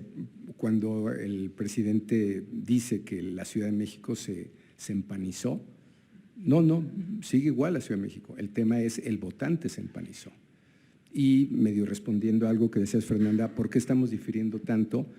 Porque nuestras mediciones son sobre el 100% de la población, pero no va a salir a votar el 100%, ¿no? Va a votar probablemente el 63, el 60%, ¿no? Y el tema es quién va a salir a votar. Lo que sabemos es que hoy el estado de la oposición está mucho más motivado y se encuentra en urbes, se encuentra en lugares específicos. El caso de esta ciudad es bastante claro. Por eso lo del 21, el Estado de México, sirven mucho para ilustrar, ¿no? Pero esto también aplica a datos individuales. Gracias. Billy, ¿quieres decir algo? Muy brevemente. Sí. Sí, ya se agotó el tiempo, así que de forma telegráfica la pregunta del profesor Reinaldo Ortega, aunando a lo que dijeron Jorge y Francisco. El problema es que tendemos a pensar que México es un solo país electoralmente hablando, pero hay más de 70,000 secciones y lo que es relevante es que las secciones no funcionan de la misma forma en la Ciudad de México que en el Estado de México, que en Chiapas. Entonces te doy un ejemplo extremo. En la Ciudad de México está claro que la Benito Juárez tiene tasas muy elevadas de participación que benefician al PAN y que Morena se concentra en zonas periféricas en las que hay mucha menos participación. Y eso es estructural desde 97. Entonces, la Ciudad de México lo que genera es las correlaciones que mostró Francisco. Es claramente, además, el otro problema es que no son correlaciones lineales, son curvilineares. ¿Por qué? En la Ciudad de México son lineares y funciona porque el ajuste Lowes se parece a una recta de regresión. Pero si te vas, por ejemplo, al Estado de México, en el Estado de México es así. ¿Por qué? Pensémoslo, es intuitivo. Alejandra del Moral captó electores rurales fuertemente marginados del PRI y electores fuertemente burgueses de probablemente las secciones más ricas de todo el país. Entonces, esos electorados lo que generan son curvas que desaparecen cuando haces una regresión lineal.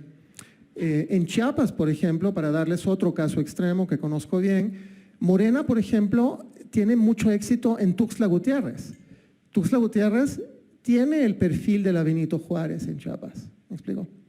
Entonces, a lo que voy es, cuando tú agregas esas 70,000 secciones en un promedio nacional, estás generando un ruido impresionante que no puedes entender si no lo analizas con mayor detenimiento. Termino acá. Hay 3 publicaciones que te pueden ser útiles. Una que apareció en Foro Internacional que contiene estas regresiones a nivel nacional, también a nivel seccional.